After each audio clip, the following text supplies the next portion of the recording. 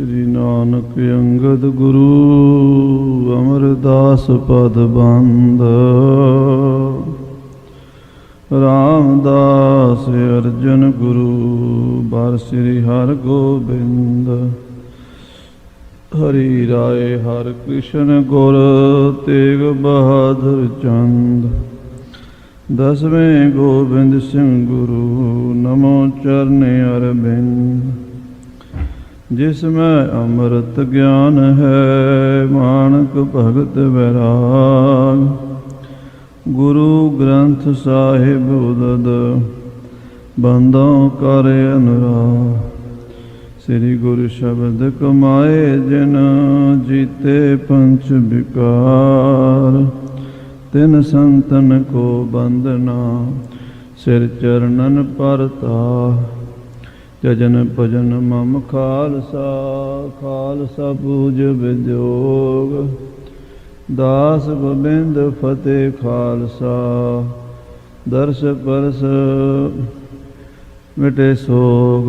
आत्म रस जो जानही सो है खालस देव। प्रभ मह मोह मह तास मह रंचक नाहिन भेव। मूक उचरै शास्त्र खट पिंग गिरन चढ़ जाय। आंध लखै बदरो सुनै जो काल कृपा कराय।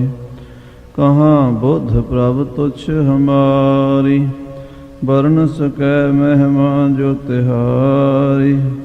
हम ना सकत कर सिफत तुम्हारी आप लिहो तुम कथा सुधारी। हम ना सकत कर सिफत तुम्हारी आप लिहो तुम कथा सुधारी। सतनाम श्री वाहिगुरु साहिब जी। चौपाई सबिन आधार भूत एक है। नाना नसह नीक जे लह। सूखम ते अत सूखम जान कहियत महा महद महियान।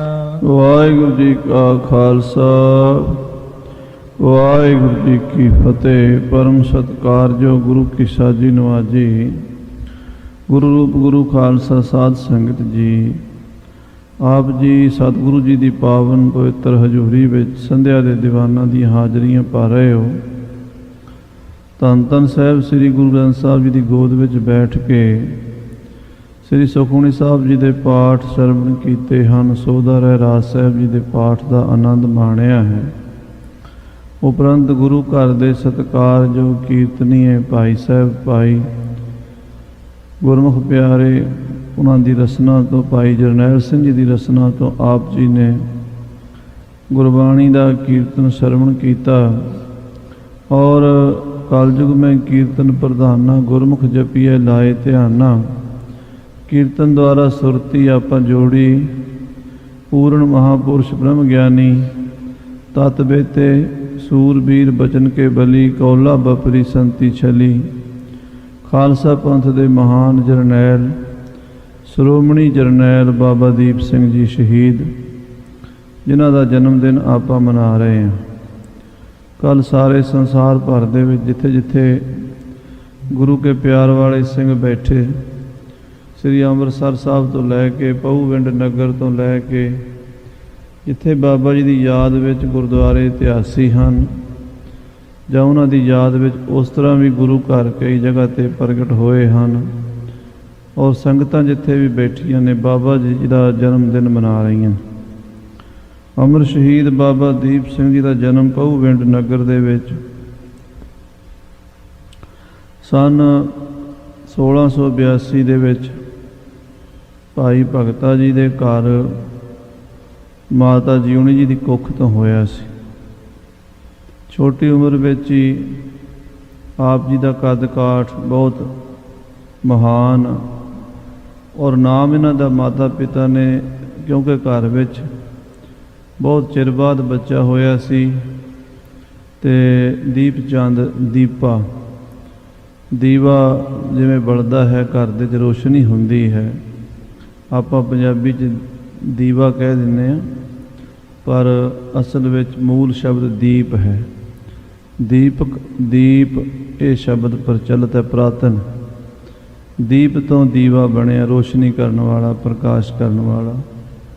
ਸੋ ਘਰ ਦੇ ਵਿੱਚ ਇੱਕ ਦੀਵਾ ਬਲਿਆ, ਕੁੱਲ ਦਾ ਚਿਰਾਗ ਪੈਦਾ ਹੋਇਆ, ਨਾਮ ਬਾਬਾ ਜੀ ਦਾ ਨਾਮ ਦੀਪਾ ਪ੍ਰਸਿੱਧ ਹੋਇਆ। ਔਰ ਛੋਟੀ ਉਮਰ ਵਿੱਚ ਹੀ ਗੁਰੂ ਘਰ ਦੇ ਵਿੱਚ ਇਹਨਾਂ ਦੇ ਮਾਤਾ ਪਿਤਾ ਜਿਨ੍ਹਾਂ ਨੂੰ ਲੈ ਕੇ ਆਉਣ ਲੱਗੇ ਸ੍ਰੀ ਅਨੰਦਪੁਰ ਸਾਹਿਬ ਗੁਰੂ ਕੀ ਪਾਵਨ ਨਗਰੀ 'ਚ। ਔਰ 10ਵੇਂ ਪਾਤਸ਼ਾਹ ਮਹਾਰਾਜ ਦੀ ਫੌਜ ਦੇ ਵਿੱਚ ਆਪ ਜੀ ਭਰਤੀ ਹੋ ਕੇ ਸ਼ਸਤਰ ਵਿਦਿਆ ਦਾ ਅਭਿਆਸ, ਗੁਰਬਾਣੀ ਦਾ ਅਭਿਆਸ ਕਰਨ ਦੇ ਲਈ 1699 ਦੀ ਵਿਸਾਖੀ ਨੂੰ ਜੋ ਅੰਮ੍ਰਿਤ ਛਕਾਇਆ ਮਹਾਰਾਜ ਨੇ, ਤਾਂ ਮਾਝੇ ਵਿੱਚੋਂ ਬਹੁਤ ਸਾਰੀਆਂ ਸੰਗਤਾਂ ਅੰਮ੍ਰਿਤ ਛਕਣ ਆਈਆਂ, ਮਾਲਵੇ ਵਿੱਚੋਂ ਬਹੁਤ ਸਾਰੀਆਂ ਸੰਗਤਾਂ, ਦੁਆਬੇ ਵਿੱਚੋਂ, ਧਨੀ ਘੇਪ, ਲੰਮਾ, ਪੋਠੋਹਾਰ, ਹਿੰਦੁਸਤਾਨ ਦੇ ਵੱਖ-ਵੱਖ ਕੋਨਿਆਂ ਤੋਂ, ਦਿੱਲੀ ਤੋਂ ਲੱਖਾਂ ਲੋਕਾਂ ਨੇ ਖੰਡ ਦਾ ਅੰਮ੍ਰਿਤ ਛਕਿਆ। ਸ਼ਸਤਰਧਾਰੀ ਹੋ ਕੇ ਗੁਰੂ ਦੀ ਫੌਜ ਥਾਂ ਥਾਂ ਫਿਰਨ ਲੱਗੀ। ਬਾਬਾ ਦੀਪ ਸਿੰਘ ਜੀ ਵੀ ਗੁਰੂ ਪਾਤਸ਼ਾਹ ਦੀ ਫੌਜ ਵਿੱਚ ਅੰਮ੍ਰਿਤ ਛਕ ਕੇ ਤਿਆਰ ਬਰ ਤਿਆਰ ਹੋ ਗਏ। ਸ਼ਸਤਰ ਵਿਦਿਆ ਦਾ ਅਭਿਆਸ, ਘੋੜ ਸਵਾਰੀ, ਜੋ ਮਹਾਰਾਜ ਦੇ ਰਹਿਤਨਾਮੇ 'ਚ ਲਿਖਿਆ, ਖਾਲਸਾ ਸੋਏ ਜੋ ਚੜ੍ਹੈ ਤੁਰੰਗ, ਖਾਲਸਾ ਸੋਏ ਜੋ ਕਰੈ ਨਿਤ ਜੰਗ, ਖਾਲਸਾ ਸੋਏ ਜੋ ਨਿਰਧਨ ਕੋ ਪਾਲੈ, ਖਾਲਸਾ ਸੋਏ ਜੋ ਦੁਸ਼ਟ ਕੋ ਗਾਲੈ, ਖਾਲਸਾ ਸੋਏ ਨਾਮ ਰਤ ਲਾਗੈ, ਖਾਲਸਾ ਸੋਏ ਜੋ ਨਿੰਦਾ ਤਿਆਗੈ। ਰਹਿਤਨਾਮਿਆਂ ਵਿੱਚ ਖਾਲਸੇ ਦੀ ਰਹਿਤ ਮਰਜ਼ਾਦਾ ਦੱਸੀ ਹੈ ਵੀ ਕੀ ਉਹਨੇ ਕਰਨਾ ਹੈ, ਕੀ ਨਹੀਂ ਕਰਨਾ। ਨਿੰਦਾ ਨਹੀਂ ਕਰਨੀ, ਨਾਮ ਜਪਣਾ ਹੈ। ਔਰ ਗੁਰੂ ਦਾ ਖਾਲਸਾ ਤਿਆਰ ਬਰ ਤਿਆਰ ਰਵੇ, ਢਿੱਲਾ ਮੱਠਾ ਨਾ ਪਵੇ, ਆਲਸੀ ਦਲਿਦਰੀ ਨਾ ਹੋਵੇ। ਇਸ ਕਰਕੇ ਚੜ੍ਹੈ ਤੁਰੰਗ, ਰੋਜ਼ ਘੋੜੇ ਦੀ ਸਵਾਰੀ ਕਰਨੀ। ਜੰਗ ਦੇ ਵਿੱਚ ਘੋੜ ਸਵਾਰੀ ਦੀ ਬਹੁਤ ਵੱਡੀ ਲੋੜ ਹੁੰਦੀ ਹੈ। ਸੋ ਬਾਬਾ ਜੀ ਘੋੜ ਸਵਾਰ ਚੰਗੇ ਬਣ ਗਏ। ਜਿੱਥੇ ਘੋੜ ਸਵਾਰ ਬਣੇ ਉੱਥੇ ਗੱਤਕੇ ਦੇ ਚੰਗੇ ਖਿਡਾਰੀ, ਜਿੰਨੇ ਵੀ ਪ੍ਰਕਾਰ ਦੇ ਸ਼ਸਤਰ ਹਨ, ਤੀਰ ਕਮਾਨ ਨਾਲ ਤੀਰ ਚਲਾਉਣਾ, ਤੀਰ ਅੰਦਾਜ਼ੀ ਕਰਨੀ, ਬੰਦੂਕ ਚਲਾ ਕੇ ਚਾਂਦਬਾਰੀ ਨਿਸ਼ਾਨਾ ਚਲਾਉਣਾ, ਨਿਸ਼ਾਨੇ ਉੱਤੇ ਗੋਲੀ ਮਾਰਨੀ, ਇਸੇ ਤਰ੍ਹਾਂ ਦੁਮਾਲੇ ਦੇ ਚੱਕਰਾਂ ਨਾਲ ਦੂਰੋਂ ਹੀ ਦੁਸ਼ਮਣ ਦਾ ਸਿਰ ਉਡਾ ਦੇਣਾ। ਇਸ ਤਰ੍ਹਾਂ ਜਿੰਨੇ ਵੀ ਸ਼ਸਤਰ ਹਨ, ਖੰਡਾ, ਤਲਵਾਰ, ਬਰਛਾ, ਨੇਜ਼ਾ, ਪੇਸ਼ਕਬਜ਼, ਖੰਜਰ, ਕਟਾਰ, ਬਿਛੂਆ, ਬੁਗਦਾ, ਜੰਬੀਆ ਆਦਿ ਅਨੇਕਾਂ ਹੀ ਸ਼ਸਤਰ ਬਾਬਾ ਜੀ ਚਲਾਣੇ ਦਸਮ ਪਾਤਸ਼ਾਹ ਕੋਲੋਂ ਸਿੱਖੇ। ਔਰ ਜਦੋਂ ਇਹਨਾਂ ਨੇ ਅੰਮ੍ਰਿਤ ਛਕਿਆ ਉਦੋਂ ਤਾਂ 16-17 ਸਾਲਾਂ ਦੇ ਸਨ, ਪਰ ਜਿਉਂ-ਜਿਉਂ ਵੱਡੇ ਹੁੰਦੇ ਗਏ, ਬਲੀ ਬਹੁਤ ਤਗੜੇ ਜਵਾਨ, 6.5 ਫੁੱਟ ਲੰਮਾ ਉੱਚਾ ਕੱਦ ਕਾਠ ਤੇ ਦਾੜੀ ਮੁੱਛ, ਬੜੀ ਸੁੰਦਰ ਸਰੂਪ ਬਾਬਾ ਜੀ ਦਾ। ਗੁਰੂ ਦੀਆਂ ਫੌਜਾਂ ਵਿੱਚ ਆਪ ਜੀ ਦੀ ਵੱਖਰੀ ਦਿੱਖ ਹੁੰਦੀ ਸੀ, ਵੱਖਰੀ ਸ਼ਾਨ ਹੁੰਦੀ ਸੀ। ਸੋ ਜਦੋਂ ਸ੍ਰੀ ਅਨੰਦਪੁਰ ਸਾਹਿਬ ਦੇ ਜੰਗ ਹੋਏ, ਬਾਬਾ ਜੀ ਉਹਨਾਂ ਜੰਗਾਂ 'ਚ ਵੀ ਸ਼ਾਮਲ ਹੁੰਦੇ ਰਹੇ। ਜਦੋਂ ਮਾਤਾ ਸੁੰਦਰੀ ਜੀ ਤੇ ਮਾਤਾ ਸਾਹਿਬ ਦੇਵਾਂ ਜੀ ਸ੍ਰੀ ਅਨੰਦਪੁਰ ਸਾਹਿਬ ਤੋਂ ਨਿਕਲ ਕੇ ਜਦੋਂ ਮਹਾਰਾਜ ਦਸਮ ਪਾਤਸ਼ਾਹ ਨੇ ਕਿਲ੍ਹਾ ਛੱਡਿਆ, 6-7 ਪੋਹ ਦੀ ਰਾਤ 1704 ਦੇ ਵਿੱਚ, ਤਾਂ ਸਾਧ ਸੰਗਤ ਜੀ ਭਾਈ ਮਨੀ ਸਿੰਘ, ਬਾਬਾ ਦੀਪ ਸਿੰਘ ਜੀ ਮਾਤਾ ਜੀ ਹੋਰਾਂ ਦੇ ਨਾਲ ਦਿੱਲੀ ਚਲੇ ਗਏ। ਜਦੋਂ ਦਿੱਲੀ ਤੋਂ ਮਾਤਾ ਜੀ ਹੋਰੀ ਵਾਪਸ ਆਏ ਨੇ ਦਮਦਮੇ ਸਾਹਿਬ ਸਾਬੋ ਕੀ ਤਲਵੰਡੀ, ਉੱਥੇ ਭਾਈ ਮਨੀ ਸਿੰਘ, ਬਾਬਾ ਦੀਪ ਸਿੰਘ ਜੀ ਫਿਰ ਮਹਾਰਾਜ ਦੇ ਚਰਨਾਂ 'ਚ ਹਾਜ਼ਰ ਹੋਏ। ਸਤਿਗੁਰੂ ਜੀ ਨੂੰ ਸਿੰਘਾਂ ਨੇ ਬੇਨਤੀ ਕੀਤੀ, ਸੱਚੇ ਪਾਤਸ਼ਾਹ ਜੀ, ਇੱਕ ਤਾਂ ਬਾਣੀ ਦਾ ਸ਼ੁੱਧ ਬੋਧ ਕਰਾਓ, ਪਾਠ ਕਰਾਉਣਾ ਸਿਖਾਓ, ਇੱਕ ਗੁਰਬਾਣੀ ਦੇ ਅਰਥ ਵੀ ਸਿੰਘਾਂ ਨੂੰ ਸਮਝਾਓ। ਕਿਉਂਕਿ ਬਾਬਾ ਧੀਰਮਲ ਜੀ ਸਤਿਗੁਰੂ ਜੀ ਦੇ, ਗੁਰੂ ਅਰਜਨ ਦੇਵ ਜੀ ਦੇ ਸਰੂਪ ਨੂੰ ਸਾਂਭੀ ਬੈਠੇ ਸਨ। ਜਿਹੜਾ ਗੁਰੂ ਅਰਜਨ ਦੇਵ ਜੀ ਨੇ ਸਰੂਪ ਭਾਈ ਗੁਰਦਾਸ ਜੀ ਕੋਲੋਂ ਲਿਖਵਾਇਆ, ਉਹ ਬਾਬਾ ਧੀਰਮਲ ਜੀ ਕੋਲ ਕਰਤਾਰਪੁਰ ਜਲੰਧਰ ਦੇ ਲਾਗੇ ਹੈ, ਉੱਥੇ ਉਹਨਾਂ ਨੇ ਸਾਂਭਿਆ ਹੋਇਆ ਸੀ। ਜਦੋਂ 10ਵੇਂ ਪਾਤਸ਼ਾਹ ਨੇ ਉਹ ਸਰੂਪ ਮੰਗਵਾਇਆ ਤਾਂ ਉਹਨਾਂ ਨੇ ਨਾਂਹ ਕਰ ਦਿੱਤੀ। ਅੱਗੋਂ ਇਹ ਬਚਨ ਕੀਤਾ ਵੀ ਜੇ ਆਪ ਗੁਰੂ ਨੇ ਤੇ ਗੁਰੂ ਅਰਜਨ ਦੇਵ ਜੀ ਦੀ ਗੱਦੀ ਤੇ ਬੈਠੇ, ਜੇ ਇੰਨੇ ਸਮਰੱਥ ਨੇ ਤੇ ਆਪ ਉਹ ਸਰੂਪ ਲਿਖ ਲੈਣ। ਤਾਂ ਮਹਾਰਾਜ ਨੇ ਉਹ ਬਚਨ ਪੂਰਾ ਕਰਨ ਵਾਸਤੇ ਸਾਬੋ ਕੀ ਤਲਵੰਡੀ ਦਮਦਮਾ ਸਾਹਿਬ ਲਿਖਣਸਰ ਸਰੋਵਰ ਦੇ ਕਿਨਾਰੇ ਤੇ, ਅੱਜ ਕੱਲ੍ਹ ਉੱਥੇ ਜਾਈਏ ਬਹੁਤ ਪਵਿੱਤਰ ਸਰੋਵਰ ਹਨ ਦਮਦਮੇ ਸਾਹਿਬ, ਜਿਨ੍ਹਾਂ ਵਿੱਚੋਂ ਜਿਹੜਾ ਸਭ ਤੋਂ ਜ਼ਿਆਦਾ ਇਤਿਹਾਸਕ ਮਹੱਤਵ ਵਾਲਾ ਸਰੋਵਰ ਹੈ ਉਹ ਲਿਖਣਸਰ ਹੈ। ਲਿਖਣਸਰ ਸਰੋਵਰ ਦੇ ਕੰਢੇ 'ਤੇ ਸਤਿਗੁਰੂ ਜੀ ਨੇ ਆਸਣ ਲਾ ਲਏ, ਤੰਬੂ ਲਾ ਲਏ। ਇੱਕ ਤੰਬੂ 'ਚ ਲਿਖਣ ਦੀ ਸਾਰੀ ਸਮੱਗਰੀ, ਕਲਮਾਂ, ਸਿਆਹੀ, ਦਵਾਤ ਤੇ ਕਾਗਜ਼, ਇਹ ਸਾਰੀ ਸੇਵਾ ਬਾਬਾ ਦੀਪ ਸਿੰਘ ਜੀ ਨੇ ਸਾਂਭੀ। ਦੂਸਰੇ ਤੰਬੂ ਵਿੱਚ ਸਤਿਗੁਰੂ ਜੀ ਆਪ ਆਰਾਮ ਕਰਦੇ ਸਨ ਤੇ ਉੱਥੇ ਹੀ ਭਾਈ ਮਨੀ ਸਿੰਘ ਤੇ ਬਾਬਾ ਦੀਪ ਸਿੰਘ ਸੇਵਾ 'ਚ ਰਹਿੰਦੇ ਸੀ। ਸਾਰਾ ਸ੍ਰੀ ਗੁਰੂ ਗ੍ਰੰਥ ਸਾਹਿਬ ਜੀ ਮਹਾਰਾਜ ਗੁਰੂ ਕਲਗੀਧਰ ਪਾਤਸ਼ਾਹ ਜੀ ਉਚਾਰਨ ਕੀਤਾ, ਜਿਵੇਂ ਗੁਰੂ ਅਰਜਨ ਦੇਵ ਜੀ ਨੇ ਕਰਾਇਆ ਸੀ ਰਾਮਸਰ ਤੀਰਥ 'ਤੇ, ਭਾਈ ਗੁਰਦਾਸ ਜੀ ਕੋਲੋਂ ਲਿਖਵਾਇਆ ਸੀ। ਇੱਦਾਂ ਹੀ ਦਮਦਮੇ ਸਾਹਿਬ 10ਵੇਂ ਪਾਤਸ਼ਾਹ ਨੇ ਸਾਰਾ ਗੁਰੂ ਗ੍ਰੰਥ ਸਾਹਿਬ ਆਪ ਅਗੰਮ ਤੋਂ ਬਾਣੀ ਉਚਾਰਨ ਕਰਕੇ ਭਾਈ ਸਾਹਿਬ ਮਨੀ ਸਿੰਘ ਜੀ ਦੇ ਹੱਥੋਂ ਲਿਖਵਾ ਕੇ ਸੰਪੂਰਨ ਕੀਤਾ। ਤੇ ਨਾਲੇ ਗੁਰੂ ਤੇਗ ਬਹਾਦਰ ਸਾਹਿਬ ਦੀ ਬਾਣੀ ਵੀ ਦਰਜ ਕੀਤੀ। ਔਰ ਜਿਹੜੇ ਪਾਵਨ ਪਵਿੱਤਰ ਬਚਨ ਸ਼ਬਦ ਰੋਜ਼ ਉਚਾਰਨ ਕਰਦੇ ਸਨ, ਜਿੰਨੇ ਅੰਗ ਲਿਖੇ ਜਾਂਦੇ ਸਨ ਗੁਰੂ ਗ੍ਰੰਥ ਸਾਹਿਬ ਜੀ ਦੇ, ਉਹਨਾਂ ਸਾਰੇ ਅੰਗਾਂ ਦੀ ਕਥਾ ਵੀ ਸਤਿਗੁਰੂ ਕਲਗੀਧਰ ਜੀ ਸਿੰਘਾਂ ਨੂੰ ਰੋਜ਼ ਦੀ ਰੋਜ਼ ਸੁਣਾਉਂਦੇ ਰਹੇ। 48 ਸਿੰਘਾਂ ਨੇ ਇਹ ਕਥਾ ਅਰਥਾਂ ਸਮੇਤ ਗੁਰੂ ਗ੍ਰੰਥ ਸਾਹਿਬ ਪੜ੍ਹਿਆ ਸੁਣਿਆ, ਜਿਨ੍ਹਾਂ ਵਿੱਚੋਂ ਸ਼੍ਰੋਮਣੀ ਭਾਈ ਮਨੀ ਸਿੰਘ ਬਾਬਾ ਦੀਪ ਸਿੰਘ ਜੀ ਸਨ। ਔਰ ਸਤਿਗੁਰੂ ਗੁਰੂ ਗ੍ਰੰਥ ਸਾਹਿਬ ਜੀ ਮਹਾਰਾਜ ਦਾ ਸਰੂਪ ਤਿਆਰ ਕਰਕੇ ਉਹਦੇ ਪਾਠ ਦੀ, ਅਰਥਾਂ ਦੀ ਤੇ ਆਤਮ ਬੋਧ ਦੀ, 3 ਪ੍ਰਕਾਰ ਦਾ ਬੋਧ ਹੈ ਸਾਧ ਸੰਗਤ ਜੀ। ਪਹਿਲਾ ਪਾਠ ਬੋਧ ਹੈ। ਪਾਠ ਬੋਧ ਦਾ ਮਤਲਬ ਪਾਠ ਕਿਵੇਂ ਕਰਨਾ, ਉਚਾਰਨ ਕਿਵੇਂ ਕਰਨਾ, ਸ਼ੁੱਧ ਉਚਾਰਨ, ਇਹਨੂੰ ਪਾਠ ਬੋਧ ਕਹਿੰਦੇ ਆ। ਦੂਸਰਾ ਅਰਥ ਬੋਧ ਹੈ। ਅਰਥ ਬੋਧ ਦਾ ਮਤਲਬ ਅਰਥਾਂ ਦਾ ਗਿਆਨ ਹੋਵੇ, ਅੱਖਰਾਂ ਦਾ ਗਿਆਨ ਹੋਵੇ ਵੀ ਇਹ ਪਦ ਦਾ ਅਰਥ ਕੀ ਬਣਦਾ ਹੈ। ਤੀਸਰਾ ਆਤਮ ਬੋਧ ਹੈ। ਪਹਿਲਾਂ ਪਾਠ ਬੋਧ ਜ਼ਰੂਰੀ ਹੈ, ਪਾਠ ਸ਼ੁੱਧ ਕਰਨਾ ਆ ਜਾਵੇ, ਉਸ ਤੋਂ ਬਾਅਦ ਫਿਰ ਅਰਥਾਂ ਦਾ ਗਿਆਨ ਹੋਵੇ। ਤੀਸਰਾ ਫਿਰ ਆਤਮਾ ਦਾ ਤੇ ਸ਼ਬਦ ਦਾ ਮੇਲ ਹੋ ਜਾਵੇ, ਸੁਰਤ ਸ਼ਬਦ ਦਾ ਮੇਲ ਹੋ ਜਾਵੇ, ਆਤਮਾ ਦੇ ਵਿੱਚ ਪ੍ਰਕਾਸ਼ ਹੋ ਜਾਵੇ, ਗਿਆਨ ਹੋ ਜਾਵੇ। ਉਹ ਤੀਸਰੀ ਉੱਪਰਲੀ ਅਵਸਥਾ ਹੈ। ਉਹਨਾਂ ਸਾਰੇ ਸਿੰਘਾਂ ਨੂੰ ਗੁਰੂ ਸਾਹਿਬ ਨੇ ਜਿੱਥੇ ਪਾਠ ਬੋਧ ਕਰਾਇਆ, ਅਰਥ ਬੋਧ ਕਰਾਇਆ, ਨਾਲ ਨਾਲ ਆਤਮ ਬੋਧ ਵੀ ਕਰਾ ਦਿੱਤਾ। ਇਹ ਮਹਾਂਪੁਰਸ਼ਾਂ ਵਿੱਚੋਂ ਭਾਈ ਮਨੀ ਸਿੰਘ ਜੀ, ਭਾਈ ਮਲਿਆਗਰ ਸਿੰਘ ਜੀ, ਭਾਈ ਰਾਮ ਕੋਇਰ ਸਿੰਘ ਬ੍ਰਹਮ ਗਿਆਨੀ, ਜਿਨ੍ਹਾਂ ਦਾ ਨਾਮ ਗੁਰਬਖਸ਼ ਸਿੰਘ ਇਤਿਹਾਸ ਵਿੱਚ, ਬਾਬਾ ਬੁੱਢਾ ਜੀ ਦੀ ਅੰਸ਼ ਬੰਸ ਵਿੱਚੋਂ ਭਾਈ ਧਰਮ ਸਿੰਘ ਜੀ 5 ਪਿਆਰਿਆਂ ਵਿੱਚੋਂ, ਇਸੇ ਤਰ੍ਹਾਂ ਭਾਈ ਪਰਮ ਸਿੰਘ ਜੀ, ਧਰਮ ਸਿੰਘ ਜੀ, ਭਾਈ ਰੂਪੇ ਕੇ ਪੋਤਰੇ, ਗੁਰੂ ਹਰਗੋਬਿੰਦ ਸਾਹਿਬ ਦੇ ਸਮੇਂ ਦੇ ਸਿੱਖ, ਇਹਨਾਂ ਸਾਰਿਆਂ ਨੇ, ਇਹ ਮਹਾਂਪੁਰਸ਼ਾਂ ਨੇ ਬਾਣੀ ਸੁਣੀ। ਭਾਈ ਡੱਲਾ ਜੀ, ਚੌਧਰੀ ਡੱਲ ਸਿੰਘ ਦਮਦਮੇ ਸਾਹਿਬ ਦਾ ਜੋ ਸਾਬੋ ਕੀ ਤਲਵੰਡੀ ਦਾ ਚੌਧਰੀ, ਉਹ ਵੀ ਵਿੱਚ ਸ਼ਾਮਲ ਹੋਇਆ। ਬਾਣੀ ਸਾਰਿਆਂ ਨੇ ਪੜ੍ਹੀ, ਬਾਣੀ ਸੁਣੀ, ਬਾਣੀ ਰੂਪ ਹੀ ਹੋ ਗਏ, ਵਿਦੇ ਮੁਕਤ ਹੋ ਗਏ ਸਾਰੇ ਸਿੰਘ। ਤੇ ਸਤਿਗੁਰੂ ਜੀ ਨੇ ਇੱਥੋਂ ਫਿਰ ਟਕਸਾਲ ਦੀ ਆਰੰਭਤਾ ਕੀਤੀ ਵੀ ਸਿੰਘਾਂ ਵਿੱਚ ਬਾਬਾ ਜੀ ਤੁਸੀਂ ਬਾਣੀ ਪੜ੍ਹਾਇਆ ਕਰਨੀ। ਭਾਈ ਮਨੀ ਸਿੰਘ ਜੀ ਅੰਮ੍ਰਿਤਸਰ ਵਿੱਚ ਤੇ ਭਾਈ ਬਾਬਾ ਦੀਪ ਸਿੰਘ ਜੀ ਦਮਦਮੇ ਸਾਹਿਬ ਵਿੱਚ ਸੰਪਰਦਾ ਚਲਾਉਂਦੇ ਰਹੇ। ਵਿਦਿਆ ਪ੍ਰਣਾਲੀ ਚੱਲਦੀ ਰਹੀ ਜੋ ਹੁਣ ਤੱਕ ਜਾਰੀ ਹੈ, ਤੇ ਅੱਗੇ ਵੀ ਖਾਲਸਾ ਪੰਥ ਵਿੱਚ ਇਹ ਵਿਦਿਆ ਦੀ ਪ੍ਰਣਾਲੀ ਇਸੇ ਤਰ੍ਹਾਂ ਹੀ ਚੱਲਦੀ ਰਹਿਣੀ। ਜੋ ਸਤਿਗੁਰੂ ਕਲਗੀਧਰ ਪਾਤਸ਼ਾਹ ਤੋਂ ਅਰਥ ਸਿੰਘਾਂ ਨੇ ਪੜ੍ਹੇ, ਉਹ ਗਾਂ ਦੀ ਗਾਂ ਪੜ੍ਹਾਉਂਦੇ ਰਹੇ। ਸੋ ਸਾਧ ਸੰਗਤ ਜੀ, ਇਹਨੂੰ ਕਹਿੰਦੇ ਸੰਪਰਦਾਇ ਅਰਥ ਪ੍ਰਣਾਲੀ। ਗਿਆਨੀ ਸਿੰਘਾਂ ਦੀ ਆਮ ਬੋਲੀ 'ਚ ਆਪਾਂ ਦਮਦਮੀ ਟਕਸਾਲ ਕਹਿੰਦੇ ਹਾਂ। ਸੋ ਜੋ ਸੰਪਰਦਾਈ ਅਰਥ ਪ੍ਰਣਾਲੀ ਹੈ, ਉਹਦੇ ਵਿੱਚ ਬੜੇ ਬੜੇ ਮਹਾਨ ਵਿਦਵਾਨ ਵੱਖੋ ਵੱਖ ਸ਼ਾਖਾ ਤੋਂ ਹੋਏ, ਜਿਨ੍ਹਾਂ 'ਚੋਂ ਡਾਕਟਰ ਭਾਈ ਵੀਰ ਸਿੰਘ ਜੀ ਮਹਾਨ ਵਿਦਵਾਨ, ਉਹਨਾਂ ਨੇ ਵੀ ਸੰਪਰਦਾਈ ਅਰਥ ਲਿਖੇ ਹਨ।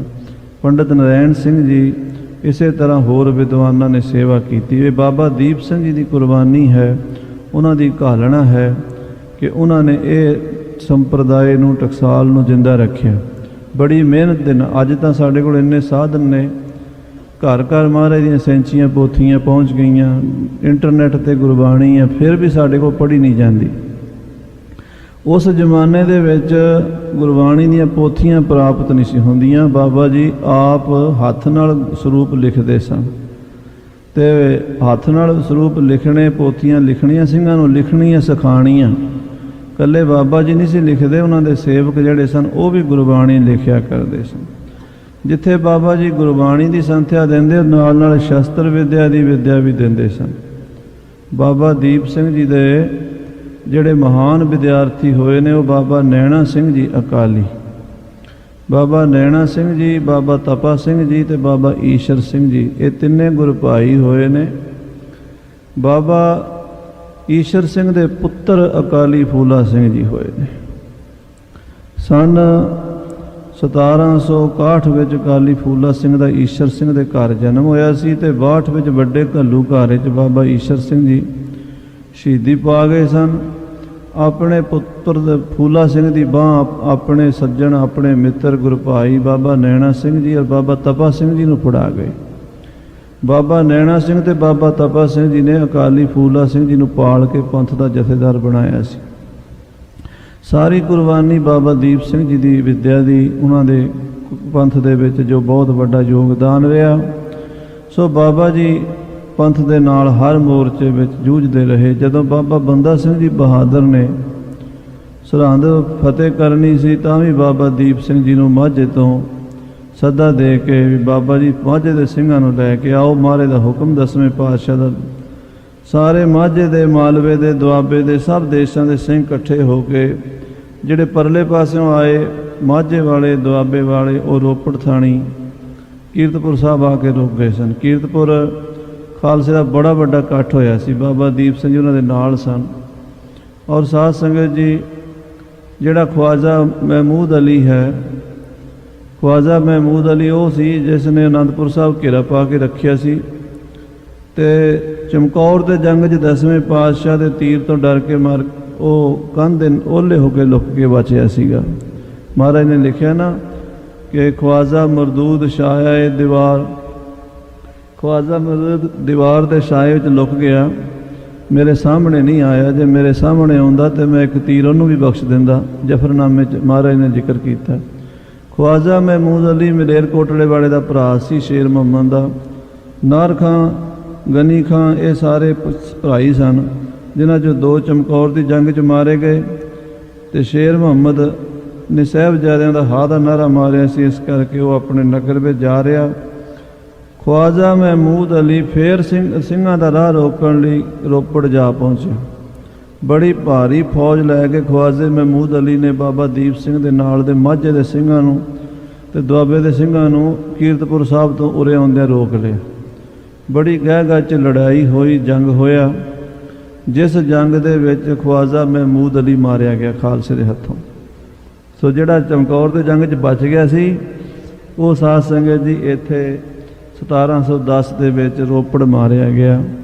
ਉਹਨੂੰ ਮਾਰ ਕੇ ਸਿੰਘਾਂ ਦਾ ਦਲ ਅੱਗੇ ਵਧਿਆ ਤੇ ਇਧਰੋਂ ਬਾਬਾ ਬੰਦਾ ਸਿੰਘ ਜੀ ਬਹਾਦਰ ਮਾਲਵੇ ਦੇ ਬਾਂਗਰ ਦੇ ਇਲਾਕੇ ਫਤਿਹ ਕਰਦੇ ਹੋਏ ਛੱਤ ਬਨੂੜ, ਇਹ ਕਸਬਾ ਹੈ ਜ਼ਿਲ੍ਹੇ ਪਟਿਆਲੇ ਵਿੱਚ, ਇੱਥੇ ਪਠਾਣਾਂ ਦਾ ਰਾਜ ਸੀ। ਉਹਨਾਂ ਨਾਲ ਯੁੱਧ ਕਰਕੇ ਉਹਨਾਂ ਨੂੰ ਫਤਿਹ ਕਰਕੇ ਖਰੜ ਦੇ ਲਾਗੇ ਇੱਕ ਪਿੰਡ ਹੈ ਚੱਪੜ ਚਿੜੀ, ਉੱਥੇ ਜਾ ਉਤਰੇ। ਚੱਪੜ ਚਿੜੀ ਦੇ ਮੈਦਾਨ ਵਿੱਚ ਬਾਬਾ ਦੀਪ ਸਿੰਘ ਜੀ ਤੇ ਬੰਦੇ ਬਹਾਦਰ ਦੀਆਂ ਫੌਜਾਂ ਇਕੱਠੀਆਂ ਹੋ ਗਈਆਂ। ਬੜਾ ਭਾਰੀ ਜੰਗ ਇੱਥੇ ਸੂਬੇ ਸਰਹੰਦ ਨਾਲ ਹੋਇਆ। ਸੂਬੇ ਸਰਹੰਦ ਨੂੰ ਮਾਰ ਕੇ ਸਿੰਘਾਂ ਨੇ ਸਰਹੰਦ 'ਤੇ ਕਬਜ਼ਾ ਕਰ ਲਿਆ ਤੇ ਖਾਲਸੇ ਦਾ ਰਾਜ ਕਾਇਮ ਕੀਤਾ। ਬਾਬਾ ਬੰਦਾ ਸਿੰਘ ਜੀ ਬਹਾਦਰ ਤੇ ਬਾਬਾ ਦੀਪ ਸਿੰਘ ਸਾਰੇ ਸਿੰਘਾਂ ਨੇ ਇਹ ਮੋਰਚਾ ਫਤਿਹ ਕਰਨ ਤੋਂ ਬਾਅਦ ਗੁਰਮਤਾ ਕੀਤਾ ਵੀ ਚਲੋ ਗੁਰੂ ਧਾਮਾਂ ਦੇ ਦਰਸ਼ਨ ਕਰੀਏ, ਸ੍ਰੀ ਅਨੰਦਪੁਰ ਸਾਹਿਬ ਤੇ ਕੀਰਤਪੁਰ ਸਾਹਿਬ ਚਲੀਏ। ਇਹ ਸਾਰਾ ਦਲ ਖਾਲਸੇ ਦਾ ਕੀਰਤਪੁਰ ਸਾਹਿਬ ਜਾ ਠਹਿਰਿਆ। ਕੀਰਤਪੁਰ ਦੀਆਂ ਪਹਾੜੀਆਂ ਵਿੱਚ ਗੁਰੂ 6ਵੇਂ ਪਾਤਸ਼ਾਹ ਦੇ ਅਸਥਾਨਾਂ ਦੇ ਦਰਸ਼ਨ ਦਿਦਾਰੇ ਕੀਤੇ ਤੇ ਗੁਰੂ ਘਰਾਂ ਦੇ ਵਿੱਚ ਸਿੰਘਾਂ ਨੇ ਬਾਣੀ ਦੇ ਜਾਪ ਕੀਤੇ, ਖੰਡ ਪਾਠ ਹੋਏ ਜਾਂ ਹੋਰ ਕੀਰਤਨ ਭਜਨ ਹੋਇਆ। ਕਹਿੰਦੇ ਬਾਬਾ ਦੀਪ ਸਿੰਘ ਜੀ ਉਸ ਵੇਲੇ ਕਿਉਂਕਿ 28 ਸਾਲਾਂ ਦੇ ਸਨ, ਪੂਰੀ ਜਵਾਨੀ ਦੀ ਉਮਰ ਸੀ ਤੇ ਕਿਸੇ ਜਗ੍ਹਾ 'ਤੇ ਨਾ ਪਹਾੜ ਵਿੱਚ ਦਾਤਣ ਕੋਈ ਇਹੋ ਜਿਹੀ ਕਰ ਬੈਠੇ ਕਿ ਉਹਨਾਂ ਦੇ ਜਿਹੜੇ ਦੰਦ ਹਨ ਉਹ ਝੜ ਗਏ।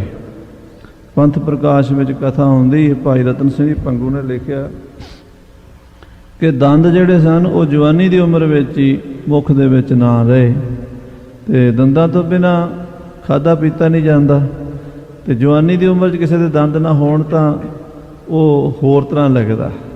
ਤੇ ਬਜ਼ੁਰਗ ਆਦਮੀ ਦੀ ਗੱਲ ਕੁਝ ਹੋਰ ਹੈ, ਜਵਾਨੀ ਦੀ ਕੋਈ ਹੋਰ ਹੈ।